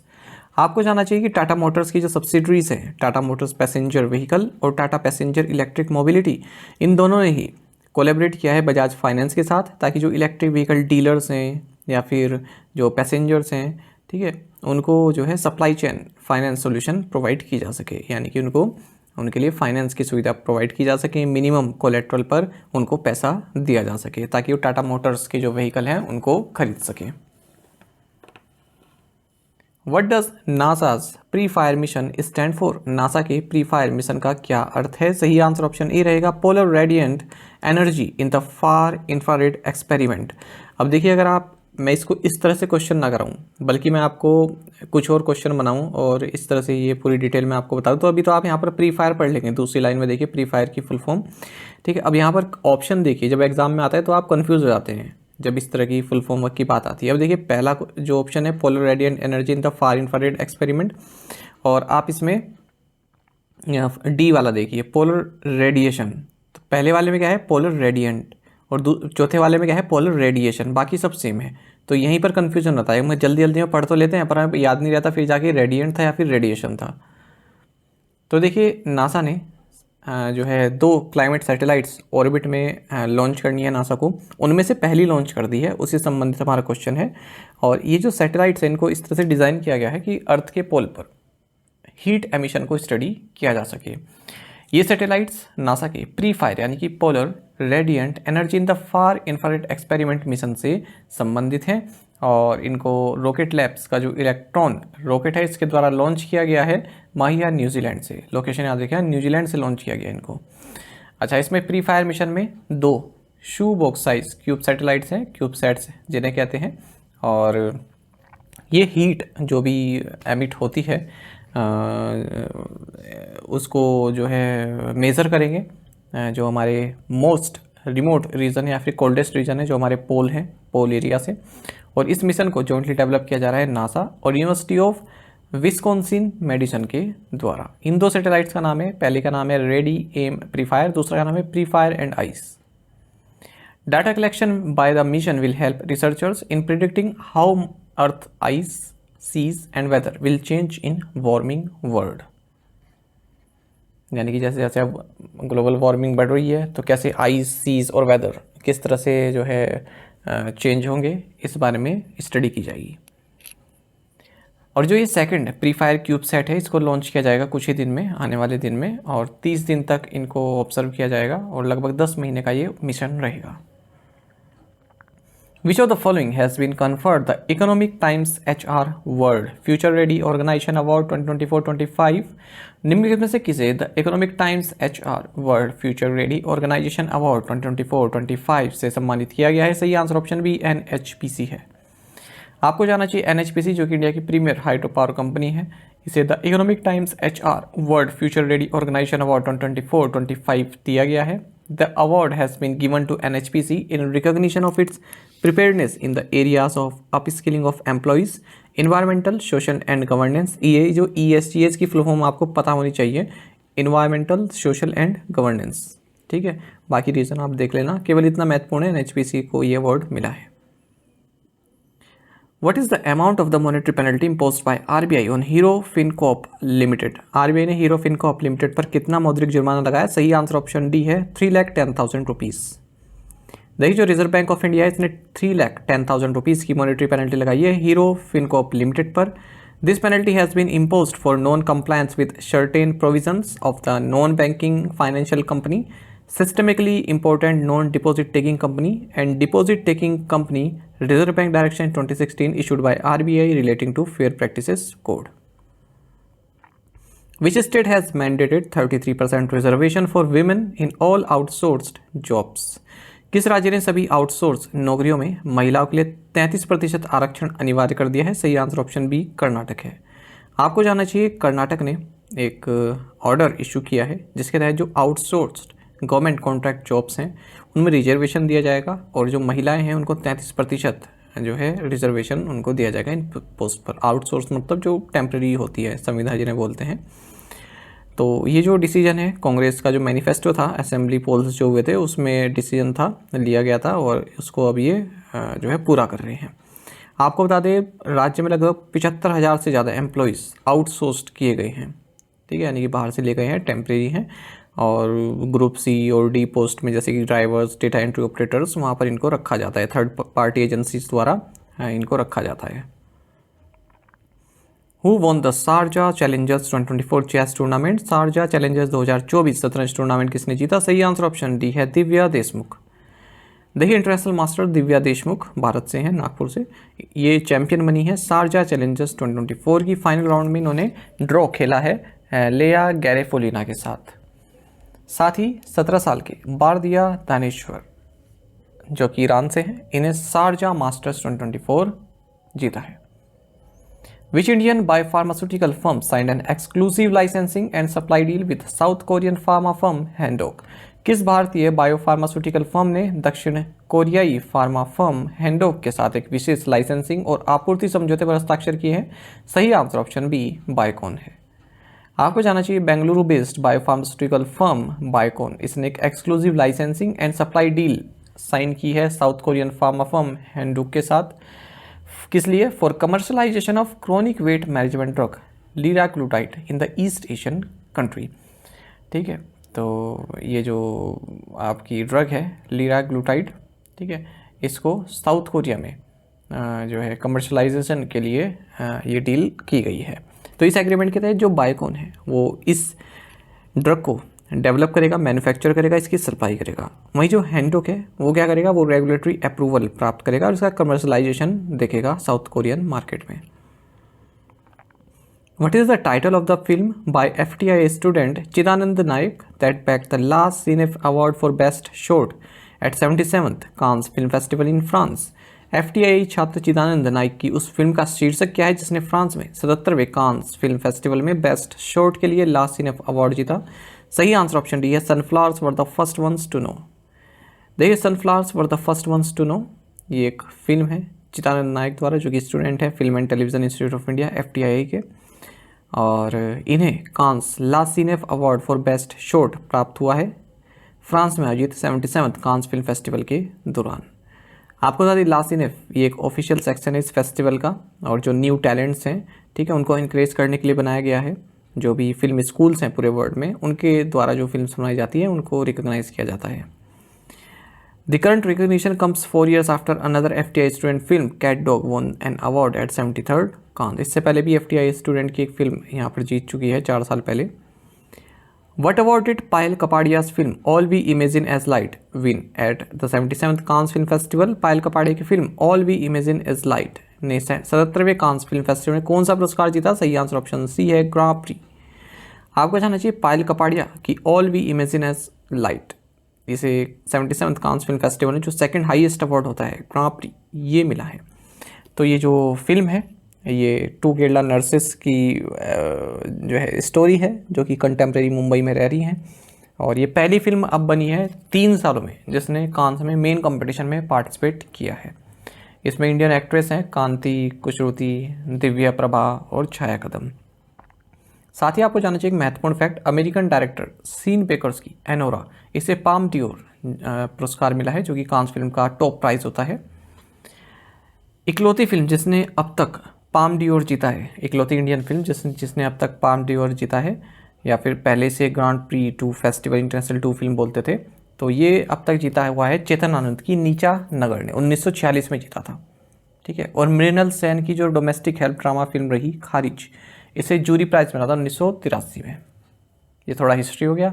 बाकी आपको जानना चाहिए जो 77th कांस फिल्म फेस्टिवल इसकी जूरी की अध्यक्ष रही Greta गैर्विक। What is the name of the film for which Anasuya Sengupta won the Best Actress Award at 77th Cannes Festival? Anusuiya Sengupta ने किस फिल्म के लिए 77वें कांस महोत्सव में सर्वश्रेष्ठ अभिनेत्री का पुरस्कार जीता? सही आंसर ऑप्शन डी है द सीमलेस। देखिए, कोलकाता बोर्न अनुसुईया सेनगुप्ता, इन्होंने इतिहास रच दिया है। बेस्ट एक्ट्रेस अवार्ड इन्होंने जीता है कांस फिल्म फेस्टिवल में। भारत से है ये, कोलकाता बोर्न है। और आपको बता दें, इन्हें अनसर्टेन रिगार्ड सेक्शन में जो है इनका जो रोल है, बुल्गारियन डायरेक्टर कॉन्स्टेंटिन बोजानोव की फिल्म द शेमलेस, इसके लिए दिया गया है। यहाँ पर ये सेक्स वर्कर की भूमिका अदा कर रही हैं और दिल्ली ब्रोथल से ये भाग जाती हैं, एक कोप को मर्डर करके, पुलिस को जो है मर्डर करके भाग जाती हैं। How did Kolkata night Riders KKR win the IPL 2024 final match against Sunrisers Hyderabad SRH? पूछ रहे हैं कि कोलकाता नाइट राइडर्स ने सनराइजर्स हैदराबाद के खिलाफ IPL 2024 का फाइनल मैच कैसे जीता? ऑप्शंस आपके सामने हैं। सही आंसर ऑप्शन बी रहेगा, बाय 8 विकेट्स। आपको जानना चाहिए कि इंडियन प्रीमियर लीग IPL 2024 समाप्त हो चुका है। Kolkata night Riders KKR champion बने हैं और इन्होंने तीसरी बार IPL टाइटल जीता है। फाइनल में इन्होंने सनराइजर्स हैदराबाद SRH को हराया है, तो SRH रनर्स अप रहे हैं और फाइनल मैच में KKR ने SRH को 8 विकेट से हराया है। फाइनल मैच में अपनी उम्दा परफॉर्मेंस के लिए मिचेल स्टार्क को प्लेयर ऑफ द मैच चुना गया। आपको बता दें, इस विन के साथ ही KKR को 20 करोड़ रुपए की प्राइज मनी दी गई है, वहीं SRH को रनर्स अप रहने के लिए 12.5 करोड़ रुपए की प्राइज मनी दी गई है। टोटल जो प्राइज मनी थी IPL की वो 46.5 करोड़ रुपीस थी। राजस्थान रॉयल्स जो कि तीसरी पोजीशन पर रहे, इन्हें 7 करोड़ रुपए दिए गए हैं। रॉयल चैलेंजर्स बेंगलुरु जो कि 4th पोजीशन पर रहे, इन्हें 6.5 करोड़ रुपीस दिए गए हैं। आपको जानना चाहिए 2024 का जो Tata Indian premier league IPL यानी कि जो IPL रहा है, ये 17th एडिशन था इस IPL का और BCCI द्वारा ऑर्गेनाइज किया जाता है। 10 टीम्स ने इसमें पार्टिसिपेट किया। 74 मैचेस हुए। 22 मार्च से 26 मई तक ये चला है अक्रॉस 13 सिटीज़। और चेन्नई ने ही ओपनिंग मैच होस्ट किया था और फाइनल मैच भी चेन्नई में खेला गया। फुल लिस्ट देख लेते हैं जो प्राइज विनर्स रहे हैं IPL के। ऑरेंज कैप विराट कोहली को मिली है, 771 रन इन्होंने स्कोर किए हैं, 10 लाख रुपए इसमें मिलते हैं। पर्पल कैप यानी कि सबसे ज़्यादा विकेट किसने लिए हैं, तो हर्षल पटेल ने लिए हैं, 24 wickets. Most valuable player of the season रहे हैं सुनील नारायण KKR के। Ultimate fantasy player of the season Sunil Narine ही रहे हैं। मोस्ट फोर्स ट्रेविस हेड 64 चौके इन्होंने लगाए। Most six Abhishek Sharma 42 sixes इन्होंने लगाए हैं। Striker of the season Jake Fraser McGurk रहे हैं। Emerging player of the season रहे Nitish Kumar Reddy. Catch of the season Ramandeep Singh. Fair play award SRH को गया है सनराइजर्स हैदराबाद को। Pitch and ground award Hyderabad cricket association को गया है। What was India's ranking among all participating countries at the World Para Athletics Championships? विश्व para athletics championship में भाग लेने वाले सभी देशों के बीच भारत की रैंकिंग क्या थी? ऑप्शंस आपके सामने। सही आंसर ऑप्शन सी है, 6th। आप टेबल भी देख सकते हैं, राइट हैंड साइड पर भारत 6 पोजीशन पर है, पहली पोजीशन पर चाइना है।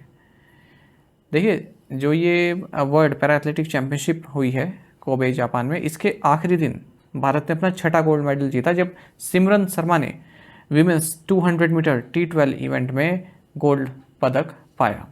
ठीक है, और आपको बता दें भारत इस प्रतियोगिता में 17 मेडल्स जीता है, जिसमें 6 गोल्ड हैं, 5 सिल्वर हैं और 6 ब्रॉन्ज हैं। 6th पोजीशन पर ओवरऑल रहा है।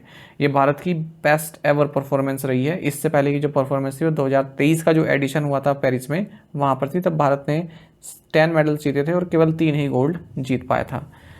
मेडल टैली को टॉप किया है चाइना ने, 87 मेडल्स जीते हैं, जिसमें कि 33 गोल्ड मेडल्स हैं। उसके बाद फिर ब्राज़ील आता है, फिर उज्बेकिस्तान, फिर ग्रेट ब्रिटेन, फिर यूनाइटेड स्टेट्स।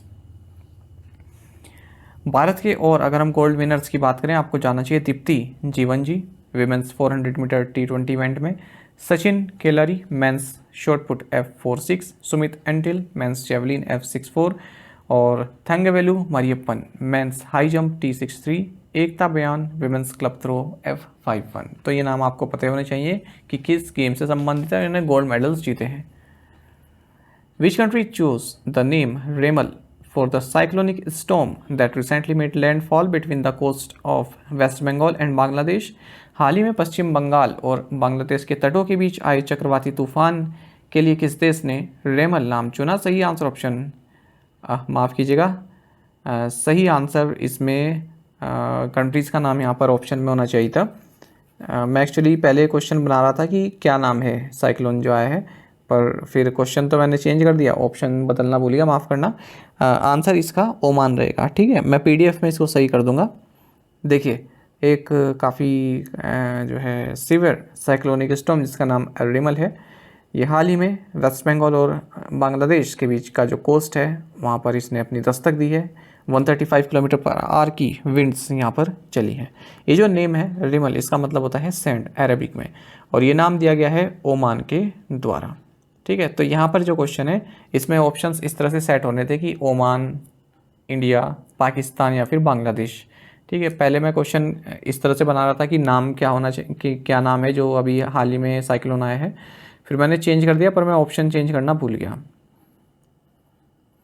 अच्छा, अब ये नाम किस तरह से दिए जाते हैं आपको ये भी जानना चाहिए कि अब देखिए, जो साइक्लोन वार्निंग है और जो डिजास्टर मिटिगेशन है नॉर्थ इंडियन ओशन रीजन में, इसको इन्हेंस करने के लिए वर्ल्ड मेट्रोलॉजिकल ऑर्गेनाइजेशन ने पैनल ऑन ट्रॉपिकल साइक्लोन्स की स्थापना की थी 1972 में। अब इस पैनल ऑन ट्रॉपिकल साइक्लोन्स में 13 कंट्रीज़ हैं, Bangladesh, India, Maldives, Myanmar, Pakistan, Sri Lanka, Oman, Thailand, Iran, Qatar, Saudi Arabia, United Arab Emirates and Yemen. तो ये मिलकर नाम सजेस्ट करते रहते हैं। अप्रैल 2020 में एक नई लिस्ट आई थी, इसमें 169 साइक्लोन नेम्स थे 13 कंट्रीज से। ठीक है, 13 कंट्रीज जो है इन्होंने सब ने 13 नाम दिए थे, तो वही लिस्ट चलती रहती। तो ओमान की बारी थी, ओमान ने नाम दिया है रेमल। Who has been awarded the prestigious Shaw Prize in Astronomy for 2024? 2024 के लिए खगोल विज्ञान में प्रतिष्ठित 100 पुरस्कार से किसे सम्मानित किया गया है? सही आंसर ऑप्शन ए रहेगा, श्रीनिवास आर कुलकर्णी। देखिए, एस्ट्रोनॉमी के फील्ड में अपनी ग्राउंड ब्रेकिंग डिस्कवरीज के लिए श्रीनिवास आर कुलकर्णी, जो कि एक इंडियन ओरिजिन प्रोफेसर हैं कैलिफोर्निया इंस्टीट्यूट ऑफ टेक्नोलॉजी से, इन्हें Shaw prize in astronomy for 2024 दिया गया है। और ये इनके कार्य के लिए दिया गया है जो इन्होंने millisecond pulsars, gamma ray burst, supernovae and other variable और ट्रांजिएंट एस्ट्रोनॉमिकल ऑब्जेक्ट्स पर किए हैं। जो ये शॉ प्राइजेस को इस्टेब्लिश किया गया था late Hong Kong based philanthropist Run Shaw के द्वारा। 3 एनुअल प्राइज में दिए जाते हैं, एक तो एस्ट्रोनॉमी, दूसरा है लाइफ साइंस एंड मेडिसिन, और तीसरा है मैथमेटिकल साइंसेज। प्राइज मनी इसमें रहती है 1.2 मिलियन US$ की। आपको बता दें, कुलकर्णी के अलावा 2024 में जो शॉ प्राइज मिला है ये स्वी लेथिन एंड स्टुअर्ट ऑर्किन को मिला है लाइफ साइंस एंड मेडिसिन के लिए, और मैथमेटिकल साइंसेस के लिए मिला है पीटर सर्नेक को, जो कि एक अनदर US साइंटिस्ट है। What is the full form of ISHAN in context of Indian airspace? भारतीय वायु क्षेत्र के संदर्भ में ईशान का पूर्ण रूप क्या है? सही आंसर ऑप्शन सी रहेगा, Indian single sky harmonised air traffic management, option C. देखिए, भारत ने एक प्रोसेस अपना शुरू कर दिया है कि जो भी 4 हमारे 4 जो एयर स्पेस रीजन्स हैं, दिल्ली, मुंबई, कोलकाता और चेन्नई, इनको एक एयर स्पेस में कन्वर्ट किया जाए, और कहाँ पर सेंटर रहेगा? नागपुर में, ताकि जो एयर ट्रैफिक मैनेजमेंट सिस्टम है वो स्ट्रेंथन हो सके। तो इसके लिए airport authority of India AI इसने एक्सप्रेशन ऑफ इंटरेस्ट जो है मांगे हैं, जो भी एजेंसीज वगैरह हैं, कि एक डिटेल्ड प्रोजेक्ट रिपोर्ट इसके बारे में दी जाए। ठीक है, ताकि भारत पे जो है एक single sky harmonised air traffic management initiative जो है चालू रहे। इसका नाम है ईशान, और कहाँ पर सेंटर रहेगा? नागपुर में। तो ईशान की फुल फॉर्म क्या होगी? Indian single sky harmonised air traffic management. फिलहाल जो इंडियन एयर स्पेस है ये 4 फ्लाइट इन्फॉर्मेशन रीजन्स में डिवाइडेड है, और ये हर एक जो फ्लाइट इन्फॉर्मेशन रीजन है ये सब फ्लाइट इन्फॉर्मेशन रीजन में फिर आगे फर्दर सब डिवाइडेड रहते हैं। Unifying these FIRs under a single authority in Nagpur is projected to improve efficiency, safety and seamlessness in air traffic operations. What are the names of the AI anchors launched by Doordarshan Kisan? Doordarshan किसान द्वारा launch किए गए AI एंकरों के नाम क्या है? सही answer option D है, AI कृष एंड AI भूमि। आपको जानना चाहिए, आर्टिफिशियल इंटेलिजेंस के इस दौर में दूरदर्शन किसान ये फर्स्ट गवर्नमेंट TV चैनल बन गया हमारे देश का जिसने AI एंकर्स लॉन्च किए हैं, और इन AI एंकर्स के नाम है AI कृष और AI भूमि। तो ये जो न्यू एंकर्स हैं ये कंप्यूटर ही हैं, पर एग्जैक्ट जैसे ह्यूमन होता है, ठीक है, उसी की तरह बोलते हैं, और न्यूज़ 24 आवर्स 365 डेज ये रीड कर सकते हैं बिना रुके बिना थके। डीडी किसान की अगर हम बात करें, इकलौता टीवी चैनल हमारे देश में जो कि पूरी तरह से फार्मर्स के लिए डेडिकेटेड है। इसकी स्थापना 26 मई 2015 में हुई थी। Which city secured the highest ranking in all 5 categories in the Global Cities Index 2024? वैश्विक शहर सूचकांक 2024 में किस शहर ने सभी 5 श्रेणियों में सर्वोच्च रैंकिंग हासिल की? सही आंसर ऑप्शन सी न्यूयॉर्क है। आप रैंक देख सकते हैं, पहले पर न्यूयॉर्क, फिर लंदन, फिर सैन जोस, फिर टोक्यो, फिर पेरिस, फिर सिएटल, फिर लॉस एंजलिस, फिर सैन फ्रांसिस्को, फिर मेलबर्न एंड फिर ज्यूरिक। देखिए हम बात कर रहे हैं Oxford economics global cities index 2024 की। अगर हम भारतीय सिटीज़ की बात करें तो दिल्ली यहाँ पर सबसे अच्छा प्रदर्शन कर पाया है। ओवरऑल इसकी रैंक 350 है और इसमें 1000 सिटीज़ को शामिल किया गया है। बेंगलुरु जो कि इंडिया का आईटी हब है 411वें नंबर पर रहा और भारत की जो फाइनेंशियल कैपिटल है मुंबई, ये 427वें नंबर पर रहा है। सुल्तानपुर उत्तर प्रदेश ये लास्ट नंबर पर रहा है 1000वें नंबर पर। आपको बता दीजिए ग्लोबल सिटीज़ इंडेक्स रिपोर्ट है, एक एनुअल रिपोर्ट है जिसमें 1000 लार्जेस्ट सिटीज़ को रैंक दी जाती है 5 कैटेगरीज में, जैसे economics, human capital, quality of life, environment and governance. और अगर हम ओवरऑल बात करें, टॉप पर रहा है न्यूयॉर्क, ठीक है, और 5 कैटेगरीज में इसकी हाईएस्ट रैंकिंग रही है। स्कोर इसका 100 रहा है। उसके बाद फिर लंदन, फिर सेंट जॉस दूसरे और तीसरे नंबर पर है। Which city hosted 10th world water forum 2024? 10वें विश्व जल मंच 2024 की मेजबानी किस शहर ने की? सही आंसर ऑप्शन ए बाली है। आपको जानना चाहिए कि 10th वर्ल्ड वाटर फोरम ये बाली इंटरनेशनल कन्वेंशन सेंटर नुसा दुआ बाली इंडोनेशिया में हुआ है। वर्ल्ड वाटर फोरम की अगर हम बात करते हैं, हर तीसरे साल ऑर्गेनाइज किया जाता है वर्ल्ड वाटर काउंसिल और जो होस्ट कंट्री है उसके बीच में। The forum provides a unique platform where the water community and key decision makers can collaborate and make long-term progress on global water challenges. Which airport in India has achieved the zero waste to landfill accolade?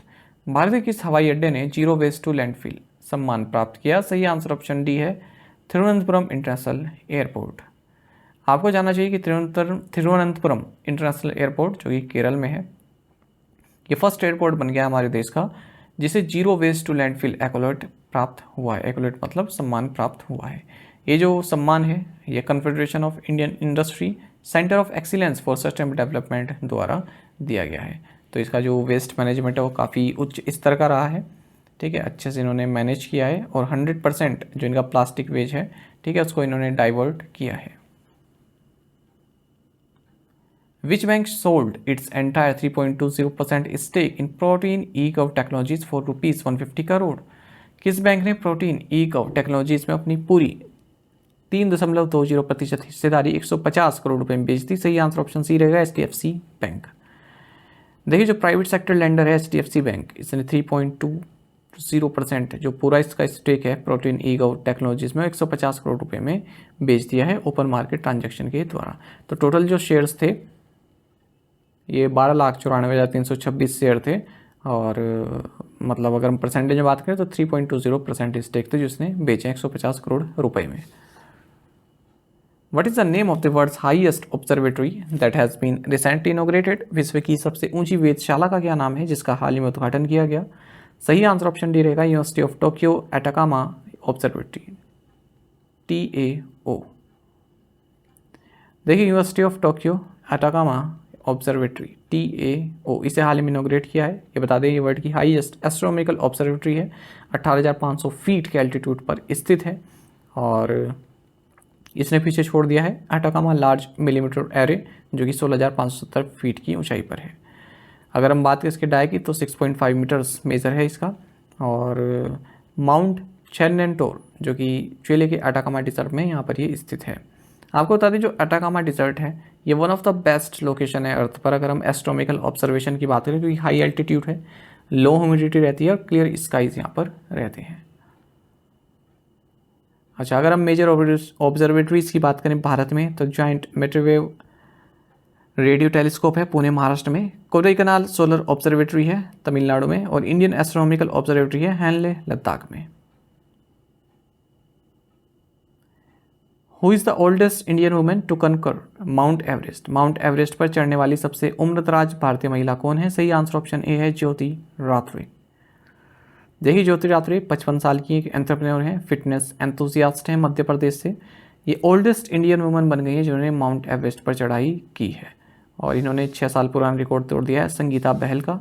53 की as में इन्होंने कारनामा किया था जब ये India की oldest woman बनी थी माउंट एवरेस्ट पर चढ़ाई करने वाली, 19 मई 2018 को। What is the name of the world's first 100% biodegradable pen launched in India? Bharat में लॉन्च किए गए दुनिया के पहले 100% बायोडिग्रेडेबल पेन का नाम क्या है? सही आंसर ऑप्शन डी है नोट, नो ऑफेंस टू अर्थ।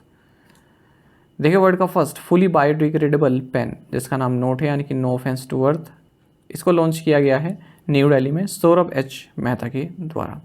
तो एक रिसाइकल्ड पेपर रिफल है, इसमें नॉन टॉक्सिक इंक है और ऑप्शंस मिल जाते हैं अगर आप मेटल पेपर या फिर बैम्बू एक्सटीरियल चाहते हैं जो बाहर का कवर होता है।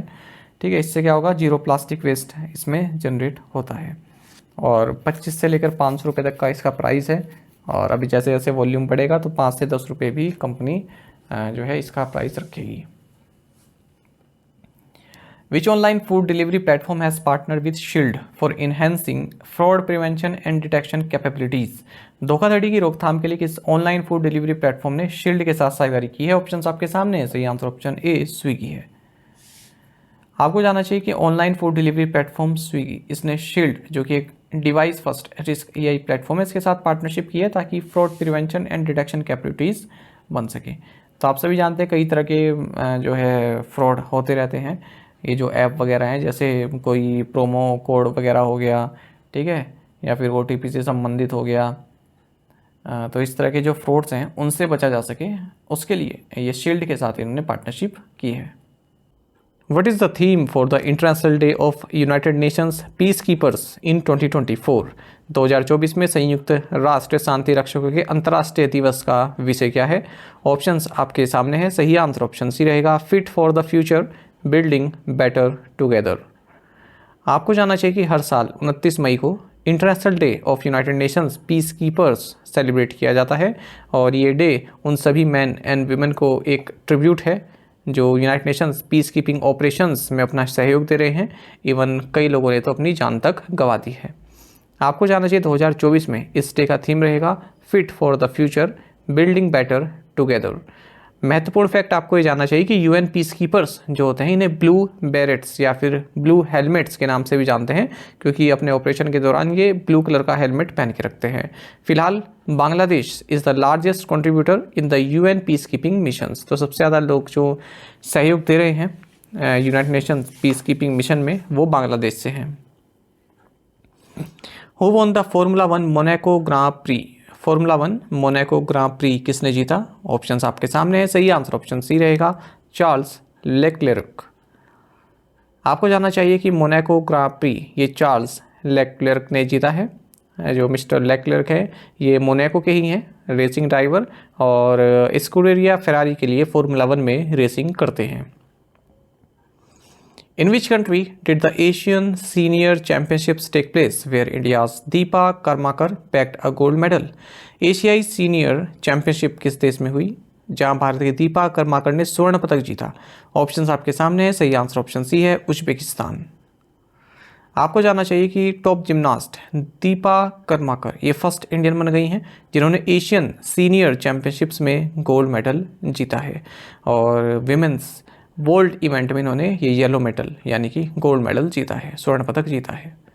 आपको जानना चाहिए 30 साल की दीपा ने वर्ल्ड फाइनल में 13.566 का एवरेज प्राप्त किया और ये कंपटीशन उज्बेकिस्तान की कैपिटल सिटी ताशकंद में हुआ है।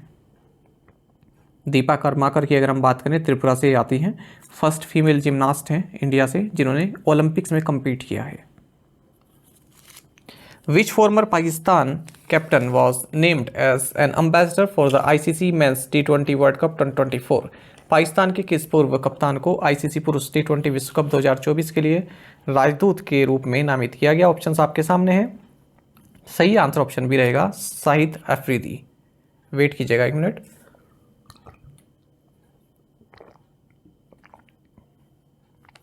देखिए फॉर्मर पाकिस्तान कैप्टन शाहिद अफरीदी इन्हें ICC men's T20 world cup 2024 का लेटेस्ट एम्बेसडर बनाया गया है। ये वर्ल्ड कप आप सभी जानते हैं यूनाइटेड स्टेट्स और वेस्ट इंडीज में 1 जून से खेला जाना है। इस लीग में अब अफरीदी, युवराज सिंह, क्रिस गेल और उसैन बोल्ट को ज्वाइन कर रहे हैं। ये सभी आईसीसी द्वारा एम्बेसडर बनाए गए हैं इस maiden 20 team T20 world cup के। Where was the Pragati 2024 event held? Pragati 2024 कार्यक्रम कहाँ आयोजित किया गया? सही आंसर ऑप्शन भी रहेगा India habitat centre, new Delhi. आपको जानना चाहिए कि central council for research in Ayurvedic sciences, जो कि एक ऑटोनोमस बॉडी है, ministry of Ayush government of India के तहत आती है, इन्होंने India habitat centre new Delhi में फार्मा रिसर्च इन आयुर्विज्ञान एंड टेक्नो इनोवेशन, जिसे प्रगति कहते हैं, इसे होस्ट किया है। The interactive meeting focuses on exploring research opportunities and fostering collaboration between CCRAS and Ayurveda drug industry. What penalty has the Reserve Bank of India imposed on ICICI Bank Limited for non-compliance with certain directions? भारतीय reserve bank ने ICICI bank limited पर कितना जुर्माना लगाया है? Options आपके सामने है। सही आंसर ऑप्शन डी रहेगा 1 करोड़ रुपीस। देखिए, रिजर्व बैंक ऑफ इंडिया ने ICICI बैंक लिमिटेड पर 1 करोड़ रुपए का जुर्माना लगाया है, क्योंकि RBI के जो डायरेक्शंस हैं, loans and advances, statutory and other restrictions, इससे संबंधित जो डायरेक्शंस हैं उनका अनुपालन नहीं किया है। This penalty has been imposed in exercise of powers vested in RBI conferred under the provisions of Section 47A(1)(c) read with Section 46(4)(1) of the Banking Regulation Act 1949। अब कई एस्पिरेंट्स पूछते हैं कि इतने सारे ये फाइन वगैरह की न्यूज़ आती है, तो किन्हें हम देखें? तो अब जो ये इस तरह के बैंक आते हैं ना, पब्लिक सेक्टर बैंक या फिर प्राइवेट सेक्टर बैंक, इनके आप पढ़े करें। जो कोऑपरेटिव बैंक है, इनके नहीं पूछे जाते एग्जाम में, ठीक है? तो जैसे ICICI बैंक है या फिर यस बैंक है, इनके आप पढ़ कर जाया करें। अब आने वाले एग्जाम में ये दोनों आपके लिए महत्वपूर्ण रहेंगे। कोऑपरेटिव का ही पूछा जा सकता है, किसी चीज़ से मना नहीं कर सकते कि कुछ नहीं पूछा जाएगा, ठीक है? पढ़ने सब कुछ है, इसलिए मैं आपको कराता सब कुछ हूँ। दूसरी न्यूज़ देखते हैं कि रिजर्व बैंक ऑफ इंडिया ने 91 लाख रुपीज़ की मॉनेटरी पेनल्टी लगाई है येस बैंक लिमिटेड पर, क्योंकि इन्होंने RBI के जो डायरेक्शंस हैं, customer service in banks and unauthorised operation of internal office accounts, इससे संबंधित जो डायरेक्शंस हैं उनका अनुपालन नहीं किया है। Which major tech companies partnering with Foxconn to produce ultra premium pixel smartphones in Tamil Nadu? Tamil Nadu में अल्ट्रा प्रीमियम पिक्सल स्मार्टफोन बनाने के लिए कौन सी प्रमुख तकनीकी कंपनी आईफोन निर्माता फॉक्सकॉन के साथ साझेदारी कर रही है? सही आंसर ऑप्शन बी गूगल है। आपको जानना चाहिए कि गूगल आईफोन मैन्युफैक्चरर फॉक्सकॉन के साथ पार्टनरशिप कर रही है, जिसके तहत तमिलनाडु में पहली बार अपने अल्ट्रा प्रीमियम पिक्सल स्मार्टफोन्स को प्रोड्यूस करेगी। तो इससे जो गूगल का जो पिक्सल स्मार्टफोन बिजनेस है भारत में, वो एक्सपैंड होगा, और भारत में जो ग्रोइंग डिमांड है प्रीमियम स्मार्टफोन्स की, ठीक है, तो वो भी पूर्ति हो पाएगी। आपको बता दें, भारत वर्ल्ड का सेकंड लार्जेस्ट स्मार्टफोन मार्केट है। गूगल की जो पार्टनरशिप है फॉक्सकॉन के साथ, ये इस तरह की कोई पहली पार्टनरशिप नहीं है। इससे पहले डिक्सन टेक्नोलॉजीज जो है उसके साथ भी मिलकर स्मार्टफोन प्रोड्यूस किए जा रहे हैं। जो डिक्सन कंपनी है, ठीक है, वो पिक्सल स्मार्टफोन्स को जो है कॉम्पेल इलेक्ट्रॉनिक्स के साथ मिलकर प्रोड्यूस कर रही है। Porter has become third unicorn Indian startup in 2024. What sector does Porter operate in?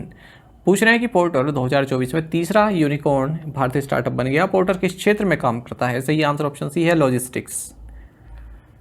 देखिए, लॉजिस्टिक्स सर्विसेज प्लेटफॉर्म पोर्टर ये थर्ड यूनिकॉर्न बन गया है। यूनिकॉर्न मतलब जिसकी वैल्यूएशन $1 बिलियन या इससे ज़्यादा की हो जाए, उस कंपनी को यूनिकॉर्न बोलते हैं। तो पोर्टर जो है इंडिया में 2024 में तीसरा यूनिकॉर्न स्टार्टअप बन गया है।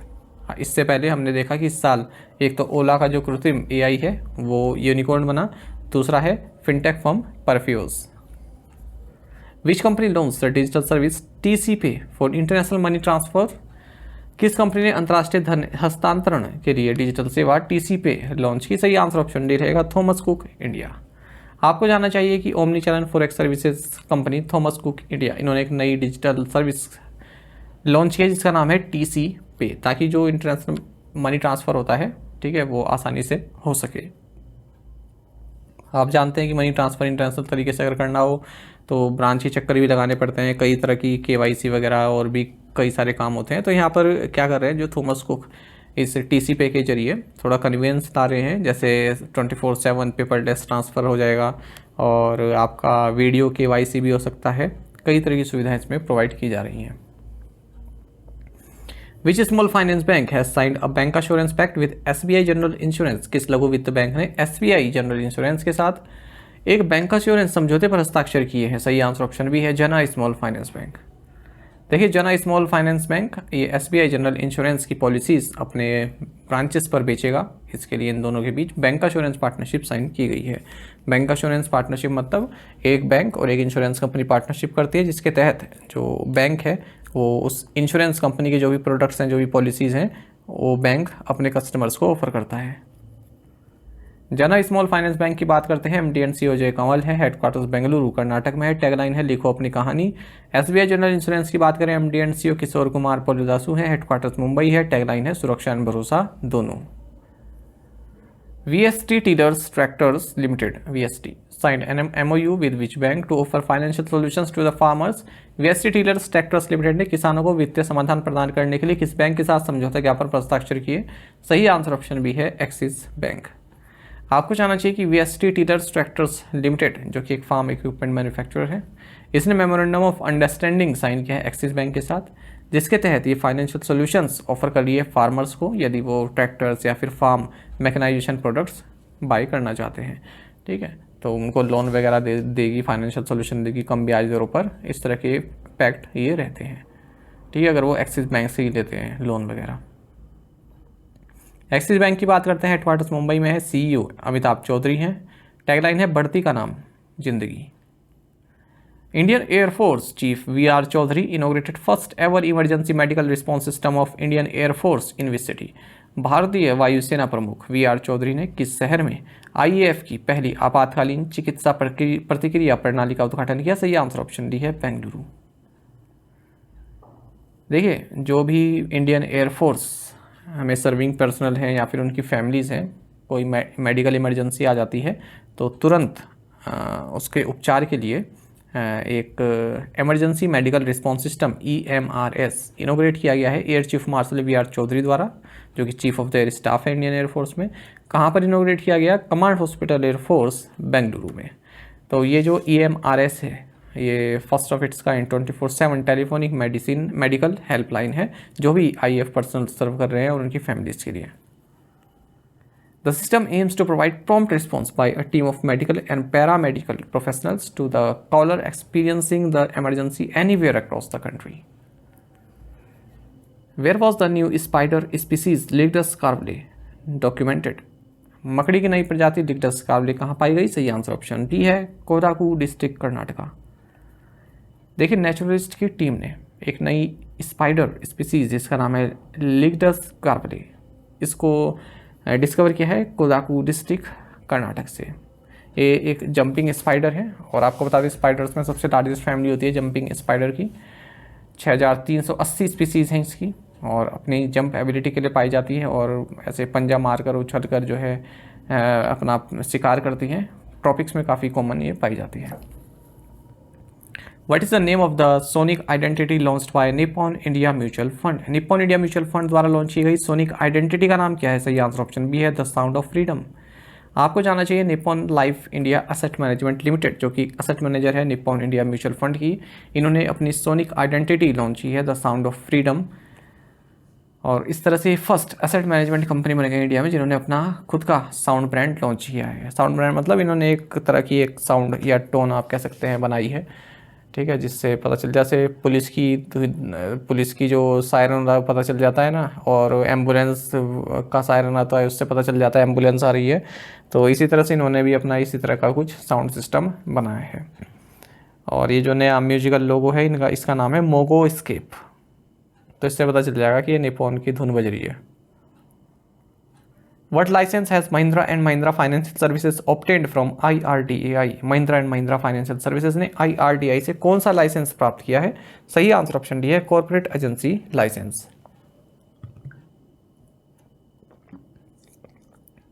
आपको जानना चाहिए Mahindra and Mahindra financial services, इन्होंने सर्टिफिकेट ऑफ रजिस्ट्रेशन प्राप्त किया है IRDAI से, और किस तरह का है ये? कॉर्पोरेट एजेंसी लाइसेंस, ताकि कॉर्पोरेट एजेंट के तौर पर कार्य कर सके इंश्योरेंस एक्ट 1938 के तहत। तो अब इस लाइसेंस से क्या होगा? जो महिंद्रा फाइनेंस है ये इंश्योरेंस प्लान्स अपने कस्टमर्स को ऑफर कर सकती हैं, और इससे जो महिंद्रा फाइनेंस का पोर्टफोलियो है वो भी अब बड़ा होगा, क्योंकि इंश्योरेंस अब ये अपने कस्टमर्स को ऑफर कर पाएंगी।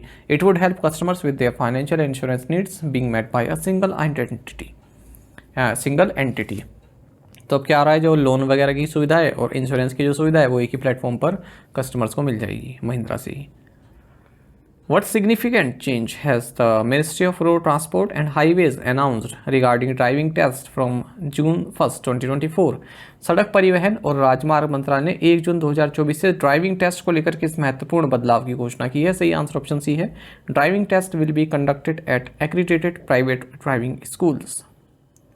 आपको जाना चाहिए ministry of road transport and highways इन्होंने नई ड्राइविंग लाइसेंस रूल्स अनाउंस किए हैं जो कि 1 जून 2024 से अस्तित्व में आएंगे। इससे जो ड्राइविंग लाइसेंस ऑब्टेन करने का प्रोसेस है थोड़ा सिंप्लीफाई कर दिया गया है। देख लेते हैं कुछ चेंजेस। पहला है no RTO driving test required. तो सबसे मोस्ट नोटेबल चेंज जो इसमें देखने को मिला है, जो भी एप्लीकेंट्स हैं उनको रीजनल ट्रांसपोर्ट ऑफिस आरटीओ जाने की जरूरत नहीं है ड्राइविंग टेस्ट देने के लिए। इसके बजाय जो भी प्राइवेट ड्राइविंग स्कूल्स हैं वहाँ पर ड्राइविंग टेस्ट कंडक्ट होगा। अगर वो एप्लीकेंट इस ड्राइविंग टेस्ट को पास कर लेता है उसे एक सर्टिफिकेट मिलेगा, ठीक है, जिसके जरिए वो जो है ड्राइविंग लाइसेंस के लिए अप्लाई कर सकता है। फर्दर कोई टेस्ट नहीं देना वो उसको आरटीओ में। दूसरा है पेनल्टीज़। अगर आपके पास वैलिड लाइसेंस नहीं है तो पेनल्टी 2,000 रुपये तक की पड़ेगी, और अगर कोई माइनर चला रहा है तो 25,000 रुपये का फाइन पड़ेगा। पेरेंट्स के अगेंस्ट भी एक्शन होगा। इवन जो व्हीकल का रजिस्ट्रेशन सर्टिफिकेट है वो भी कैंसिल कर दिया जाएगा। ईको फ्रेंडली अप्रोच में देखते हैं मिनिस्ट्री प्लान कर रही है कि 9,000 आउटडेटेड जो गवर्नमेंट व्हीकल्स हैं उनको हटा दिया जाए ताकि जो एमिशन है वो कम हो सके। Procedure unchanged. इसमें बता रहे हैं कि ड्राइविंग लाइसेंस के लिए जो एप्लीकेशन सबमिट करने का तरीका है वो अनचेंज्ड है, वो ऐसा ही रहेगा जैसे पहले था। Who has been granted a 1-year extension as the Secretary of the Department of Defense Research and Development। रक्षा अनुसंधान और विकास विभाग के सचिव के रूप में किसे 1 वर्ष का विस्तार दिया गया है? ऑप्शंस आपके सामने हैं। सही आंसर ऑप्शन बी है, doctor Sameer we Kamat.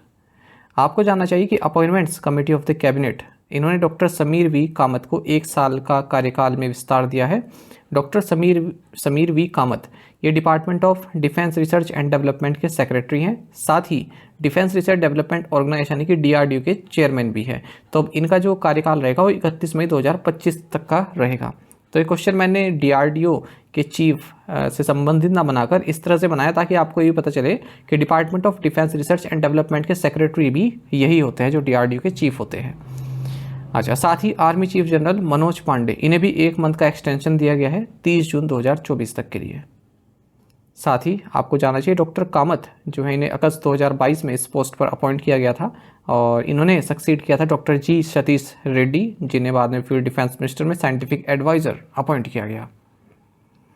What is the theme for the international day of potato in 2024? 2024 में अंतर्राष्ट्रीय आलू दिवस का विषय क्या है? ऑप्शंस आपके सामने हैं। सही आंसर ऑप्शन भी रहेगा, harvesting diversity feeding hope.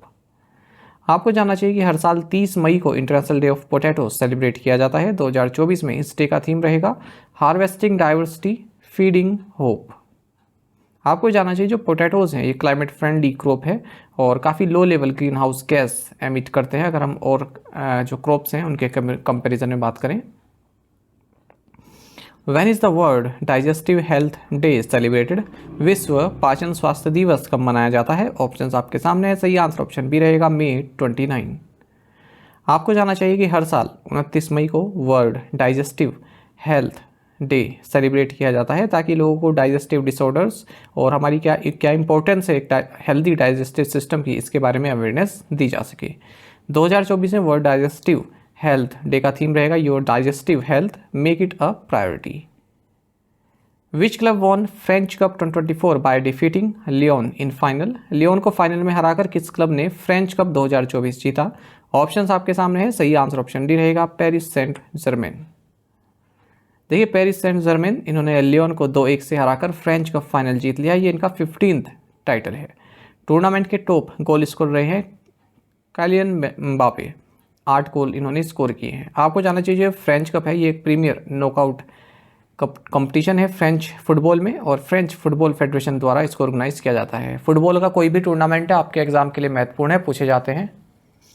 Which club won German cup 2024 by defeating Kaiserslautern in final? किस क्लब ने फाइनल में कैसल स्टार्टन को हराकर जर्मन कप 2024 जीता। सही आंसर ऑप्शन सी रहेगा, बेयर लेवरकुसेन।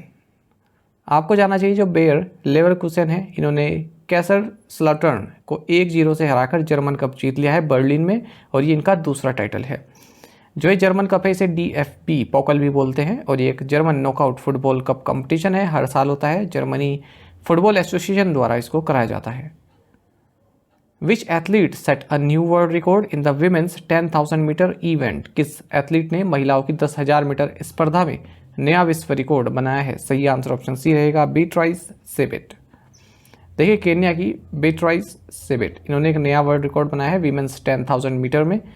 28 मिनट 54.14 सेकंड में इन्होंने ये जो 10,000 मीटर की स्पर्धा इसको पूरा किया है। और कहाँ पर हुआ ये? यूजिन ओरेगन में Prefontaine classic diamond league athletics meeting के दौरान। तो इस तरह का रिकॉर्ड महत्वपूर्ण रहता है जो भी एथलेटिक्स में कोई रिकॉर्ड बनता है। अच्छा, जो 24 साल की है ये केन्या की, और इन्होंने प्रीवियस रिकॉर्ड तोड़ा है लेटेसेनबेट गेडे का, जो कि यूथोपिया के, इन्होंने 2021 में रिकॉर्ड बनाया था। अच्छा, ग्रेट ब्रिटेन के जॉस कैर, इन्होंने इसी इवेंट में बोवरमैन माइल रेस जो है जीती है। तो 1 माइल की ये रेस रहती है, इसको जीता है। Which club won football association challenge cup?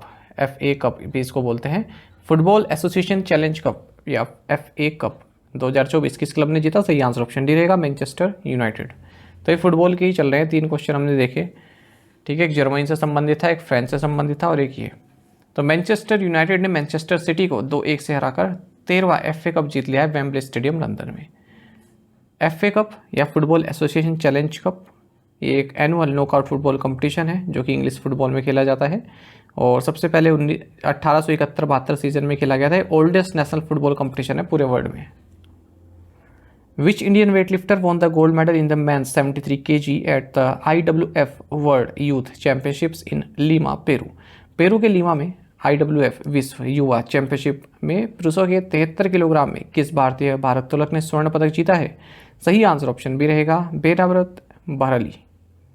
देखिए असम के टीनेज वेटलिफ्टर बेराव्रत बहरली, इन्होंने गोल्ड मेडल जीता है मेंस 73 kg इवेंट में IWF वर्ल्ड यूथ चैंपियनशिप जो कि लीमा पेरू में हुई है।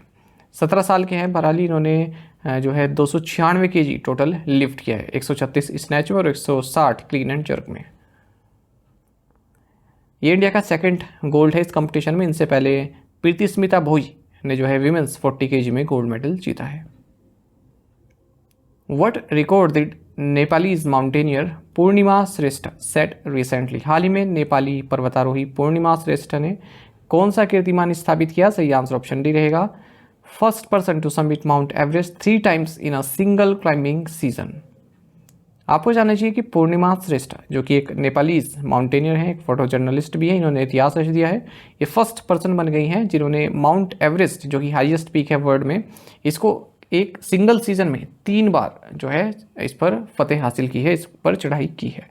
तो सबसे पहली बार ये जो 8848.86 मीटर की पीक है, 12 मई को इन्होंने सबसे पहले चढ़ाई की, ठीक है। उसके बाद फिर ये 19 मई को चढ़ी, उसके बाद फिर ये 25 मई को चढ़ी। तो एक ही सीज़न में 3 बार चढ़ चुकी हैं, और ये टोटल जो है 4 बार चढ़ चुकी हैं। सबसे पहली बार 2018 में चढ़ी थी।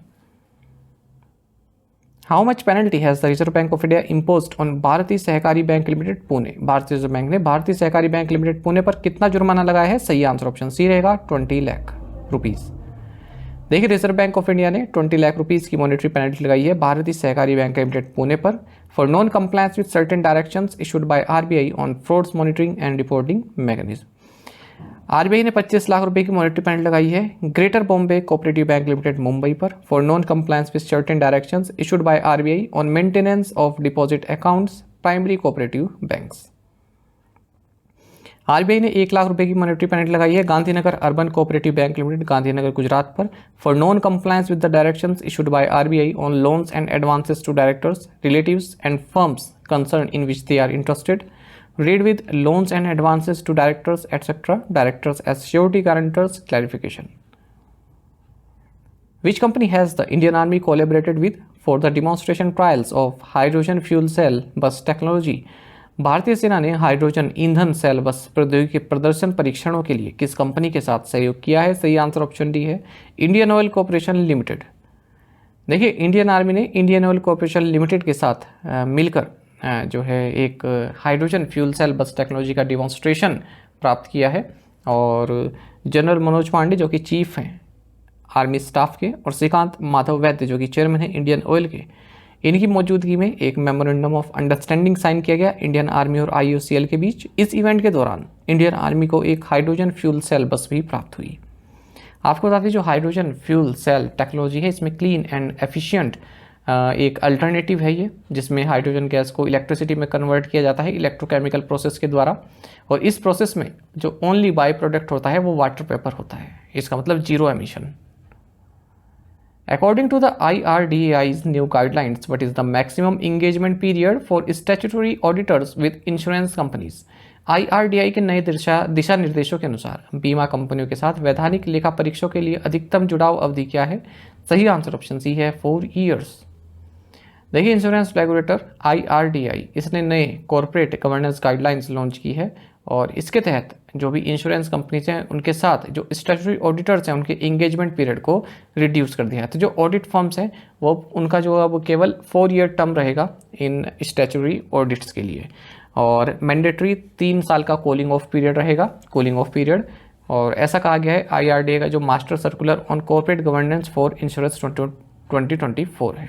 ठीक है, इस तरह क्वेश्चन आपको बेसिकली रटने ही होते हैं। ठीक है, क्योंकि देखिए ये चीज़ें क्या है, आपके किसी आगे काम नहीं आनी है। ठीक है, आपने रटना है, एग्जाम में कोई आया तो आपको बता देना है कि इसमें, अब देखो जो मैं आपको पूरा बताऊंगा ना, इसमें पढ़ने लायक क्या है, केवल ये 4 year है पूरी चीज़, पर मुझे तो पूरी न्यूज़ बतानी है, आपको क्या देखना है, केवल 4 year। ठीक है। The master circular also highlighted that existing audit firm appointments for period of 5 years would have to be continued. अच्छा, इसमें ये भी कहा गया है, जो IRDAI ने भी कहा है कि जो कोई ऑडिट फर्म है, ठीक है, वो स्टैट्यूटरी ऑडिट्स कर सकती है, लेकिन 3 से ज़्यादा इंश्योरर नहीं होनी चाहिए एक बारी में। ठीक है, लाइफ या जनरल हेल्थ या इंश्योरर एट अ टाइम। साथ ही भी कहा गया है कि an audit firm should not have the audit assignments of more than 2 insurers in 1 line of business at a time. मतलब अगर कोई लाइफ इंश्योरेंस से संबंधित, ठीक है, 2 ऑडिट असाइनमेंट्स नहीं होने चाहिए, 2 से ज़्यादा ऑडिट असाइनमेंट्स। ऐसा हो सकता है कि एक लाइफ इंश्योरेंस का हो, एक जनरल इंश्योरेंस का हो, एक हेल्थ इंश्योरेंस, ऐसा चल जाएगा 2 से ज़्यादा। पर किसी सेम बिजनेस वाले का जो है 2 से ज़्यादा ऑडिट असाइनमेंट्स इसके पास नहीं होने चाहिए। Next gen infrastructure company has partnered with Jio subsidiary Radisys, Tech Mahindra and Nokia to build 4G and 5G telecom infrastructure in which country? Next gen infrastructure company ने किस देश में 4G और 5G टेलीकॉम इंफ्रास्ट्रक्चर के निर्माण के लिए जियो की सहायक कंपनी रेडिसिस, टेक महिंद्रा और नोकिया के साथ साझेदारी की है? सही आंसर ऑप्शन ए केन्या है। माफ़ कीजिएगा, आंसर घाना है। माफ़ कीजिएगा, यहाँ पर घाना जो है थोड़ा रॉन्ग हो गया ऑप्शन। देखिए, घाना ने एक डील साइन की है रिलायंस जियो सब्सिडरी के साथ, टेक महिंद्रा के साथ और भी जो वेंडर्स हैं उनके साथ, जिनके तहत घाना में 4G and 5G infrastructure build किया जाएगा। और घाना की जो कंपनी है नेक्स्ट जेन इंफ्रास्ट्रक्चर कंपनी, इसने पार्टनरशिप की है जियो की सब्सिडरी रेडिसिस, टेक महिंद्रा और नोकिया के साथ, ताकि नेसेसरी इंफ्रास्ट्रक्चर बनाया जा सके। ठीक है, 4G मोबाइल ब्रॉडबैंड सर्विसेज देश में जो है उपलब्ध कराई जा सके। India provided $1 million aid to which disaster hit South Pacific nation? भारत ने किस आपदा प्रभावित दक्षिण प्रशांत राष्ट्र को $1 million की सहायता दी है? सही आंसर ऑप्शन डी है पपुआ न्यू गिनी। देखिए, गवर्नमेंट ऑफ इंडिया ने $1 million की जो है सहायता या इमीडिएट असिस्टेंस पपुआ न्यू गिनी को दी है। यहाँ पर काफ़ी खतरनाक फ्लड आई है, लैंडस्लाइड हुई है और 2000 से ज़्यादा लोग मर चुके हैं। और ये इतना भयानक हुआ कि एक विलेज है यहाँ पर यम्बाली, ठीक है, उसमें लोग सो रहे थे रात को और लैंडस्लाइड हुई और सब दब गए नीचे। पपुआ न्यू गिनी की बात करें, कैपिटल पोर्ट मॉर्स बे है और यहाँ की करेंसी है पपुआ न्यू गिनी कीना। Which state government has prohibited the manufacture, storage, distribution and sale of gutkha and paan masala state wide? किस राज्य सरकार ने राज्य भर में गुटखा और पान मसाले के निर्माण, भंडारण, वितरण और बिक्री पर प्रतिबंध लगा दिया है? सही आंसर ऑप्शन सी तेलंगाना है। देखिए, तेलंगाना गवर्नमेंट ने क्या किया है, जो भी पान मसाला है, गुटखा है, ठीक है, जिनमें टोबैको या निकोटिन पाया जाता है, उनके मैन्युफैक्चर, स्टोरेज एंड डिस्ट्रीब्यूशन पर बैन लगा दिया। 24 मई से बैन लग चुका है। The development comes considering the serious health risk connected with the consumption of gutkha and paan masala. The tobacco products are frequently connected to oral cancer, oral submucous fibrosis and many other issues. Telangana की बात करें, capital Hyderabad है, chief minister Revanth Reddy है, governor CP Radhakrishnan है. With which countries did India's trade deficit increase in 2023-24 compared to 2022-23? 2022-23 की तुलना में 2023-24 में किन देशों के साथ भारत का व्यापार घाटा बढ़ा है? सही आंसर ऑप्शन सी है, China, Russia, Korea and Hong Kong. आपको जानना चाहिए कि भारत के जो टॉप 10 ट्रेडिंग पार्टनर्स हैं उनमें से 9 के साथ तो भारत की ट्रेड डिफिसिट है. ठीक है, ट्रेड डिफिसिट क्या होता है? डिफरेंस होता है इंपोर्ट्स एंड एक्सपोर्ट्स के बीच में. यानी कि हम मान लीजिए चाइना का एग्जांपल लें तो चाइना से हम सामान ले ज़्यादा रहे हैं बल्कि उसको दे कम रहे हैं, तो उससे क्या हुआ? ट्रेड डिफिसिट हुआ. इंपोर्ट हम ज़्यादा कर रहे हैं, एक्सपोर्ट हम कम कर रहे हैं. ठीक है, तो trade deficit China, Russia, Singapore, Korea इनके साथ भी है 2023-24 में. ऐसा कहा है global trade research initiative GTRI, एक इकोनॉमिक थिंक टैंक है. तो इसमें बताया गया है कि अगर हम 2022-23 से कंपेयर करें 2023-24 को, तो हमारी जो ट्रेड डिफिसिट है चाइना, रशिया, कोरिया मतलब साउथ कोरिया, हांगकांग इनके साथ तो बढ़ी है. और लेकिन जो ट्रेड डिफिसिट कम हुई है वो UAE, Saudi Arab, Russia, Indonesia and Iraq के साथ कम हुई है. चाइना हमारा लार्जेस्ट ट्रेडिंग पार्टनर है, ये पॉइंट याद रखिएगा. 118.4 बिलियन US डॉलर का बिजनेस रहा है 2023-24 में, US को पीछे छोड़ा है. भारत का फ्री ट्रेड एग्रीमेंट है टॉप ट्रेडिंग पार्टनर्स के साथ, जैसे सिंगापुर के साथ, UAE के साथ, कोरिया के साथ और इंडोनेशिया के साथ. इंडिया की जो टोटल ट्रेड डिफिसिट है लास्ट फिजिकल में वो 238.3 बिलियन US डॉलर की हुई है, तो कम हुई है. इससे पहले वाले फिजिकल में 264.9 बिलियन US डॉलर की थी. अच्छा, जो डेफिसिट है वो हमेशा बुरी नहीं होती है, क्योंकि यदि आप रॉ मटेरियल इंपोर्ट कर रहे हैं या फिर जो इंटरमीडिएट प्रोडक्ट्स हैं उनको इंपोर्ट कर रहे हैं, फिर अपने देश में उनसे कुछ मैन्युफैक्चर किया जाएगा, मैन्युफैक्चरिंग बढ़ेगी, तो उस सेंस में डेफिसिट इतनी बुरी नहीं होती. अच्छा, इंडिया का जो है ट्रेड सरप्लस भी है, किसके साथ? US के साथ है. मैंने कहा ना टॉप 10 जो ट्रेडिंग पार्टनर में से 9 के साथ ट्रेड डिफिसिट है और 10वें के साथ क्या है? ट्रेड डिफिसिट नहीं है, ट्रेड सरप्लस है. तो ट्रेड सरप्लस ये US के साथ है. ठीक है, तो 36.74 बिलियन US का ट्रेड सरप्लस है US के साथ. US के अलावा UK के साथ, बेल्जियम के साथ, इटली के साथ, फ्रांस के साथ और बांग्लादेश के साथ भी हमारा ट्रेड सरप्लस है. यदि आप हमारी daily current affairs PDF, weekly PDF, monthly PDF और हर महीने के banking and economic awareness PDF चाहते हैं तो करंट अफेयर्स फंडा का 1 ईयर मेंबरशिप प्लान आप ज्वाइन कर सकते हैं, जिसका लिंक आपको वीडियो के डिस्क्रिप्शन में या फिर फर्स्ट कमेंट में मिल जाएगा. आपको बता दें इस 1 ईयर मेंबरशिप प्लान के तहत जितना भी हमारा PDF कंटेंट है वो हम आपको 1 साल तक के लिए प्रोवाइड कराते हैं, जिसे आप डाउनलोड कर सकते हैं, प्रिंट आउट भी निकलवा सकते हैं. इसलिए चाहे तो आप करंट अफेयर्स फंडा ऐप को यूज़ कर सकते हैं या फिर अपने लैपटॉप या सिस्टम की मदद से वेब लॉगिन भी कर सकते हैं. कोई भी आपका एग्जाम हो, बैंकिंग, SSC, रेलवे या फिर स्टेट PCS, जहाँ पर भी जनरल अवेयरनेस या करंट अफेयर्स पूछे जाते हैं, सभी एग्जाम्स के लिए हमारा PDF कंटेंट काफ़ी यूजफुल है. और अब तो आपको हमारी करंट अफेयर्स फंडा ऐप पर हम क्विज भी अवेलेबल करा रहे हैं, इन्हें आप अटेम्प्ट कर सकते हैं. और यदि आप हमारा ये 1 ईयर मेंबरशिप प्लान लेते हैं तो इसमें हम आपको कैटेगरी वाइज क्विज भी प्रोवाइड कराते हैं. काफ़ी हाई स्टैंडर्ड क्विज है. एक बार अगर आप हमारे करंट अफेयर्स पढ़ लेते हैं उसके बाद इन क्विज को अटैम्प्ट करते हैं तो यकीन मानिए आपका करंट अफेयर सेक्शन काफ़ी स्ट्रॉन्ग हो जाएगा और आप अच्छा स्कोर कर पाएंगे अपने आने वाले एग्जाम में. फिलहाल समर सेल एक्टिव है, 10% ऑफ आपको हमारे स्कोर पर मिल जाएगा. आपको क्या करना है? वीडियो के डिस्क्रिप्शन में या फिर फर्स्ट कमेंट में एक लिंक दिया गया, उस पर क्लिक करना है और हमारी ऐप इंस्टॉल करनी है. जनरल अवेयरनेस का कोर्स आपको हमारी ऐप पर मिलेगा, उस पर क्लिक करना है, कूपन कोड लगाना है समर SUMMER. ठीक है, आपको 10% ऑफ मिल जाएगा और आप 1 साल के लिए सारी PDFs हमारी प्राप्त कर सकते हैं. बाकी प्ले स्टोर पर आप हमारी गूगल प्ले स्टोर है उस पर जो हमारी ऐप है, ठीक है, उसके अगर रिव्यू सेक्शन में जाएंगे तो रिव्यू पढ़ सकते हैं, एस्पिरेंट्स ने क्या रिव्यू किए हैं, ठीक है, और किस तरह से हेल्पफुल रहा है हमारा कोर्स, और कई स्टूडेंट जो हैं सिलेक्टेड भी हो चुके हैं. साथ ही करंट अफेयर्स फंडा को आप टेलीग्राम पर भी ज्वाइन करें. यहाँ पर हम रेगुलर वीडियो अपडेट्स और करंट क्विज डालते रहते हैं आपके लिए, और कोई भी इंपॉर्टेंट कोई डाउट हो आपका तो आप डिस्कशन ग्रुप में शेयर कर सकते हैं. दोस्तों, हमारे करंट अफेयर्स की पेज दी गई, इसको आप जरूर देखें, अपने दोस्तों के साथ, फेलो एस्पिरेंट के साथ हमारे करंट अफेयर्स को शेयर जरूर करें. आज का ये सेशन आपको कैसा लगा, आप कमेंट बॉक्स में बताइएगा. Thank you guys.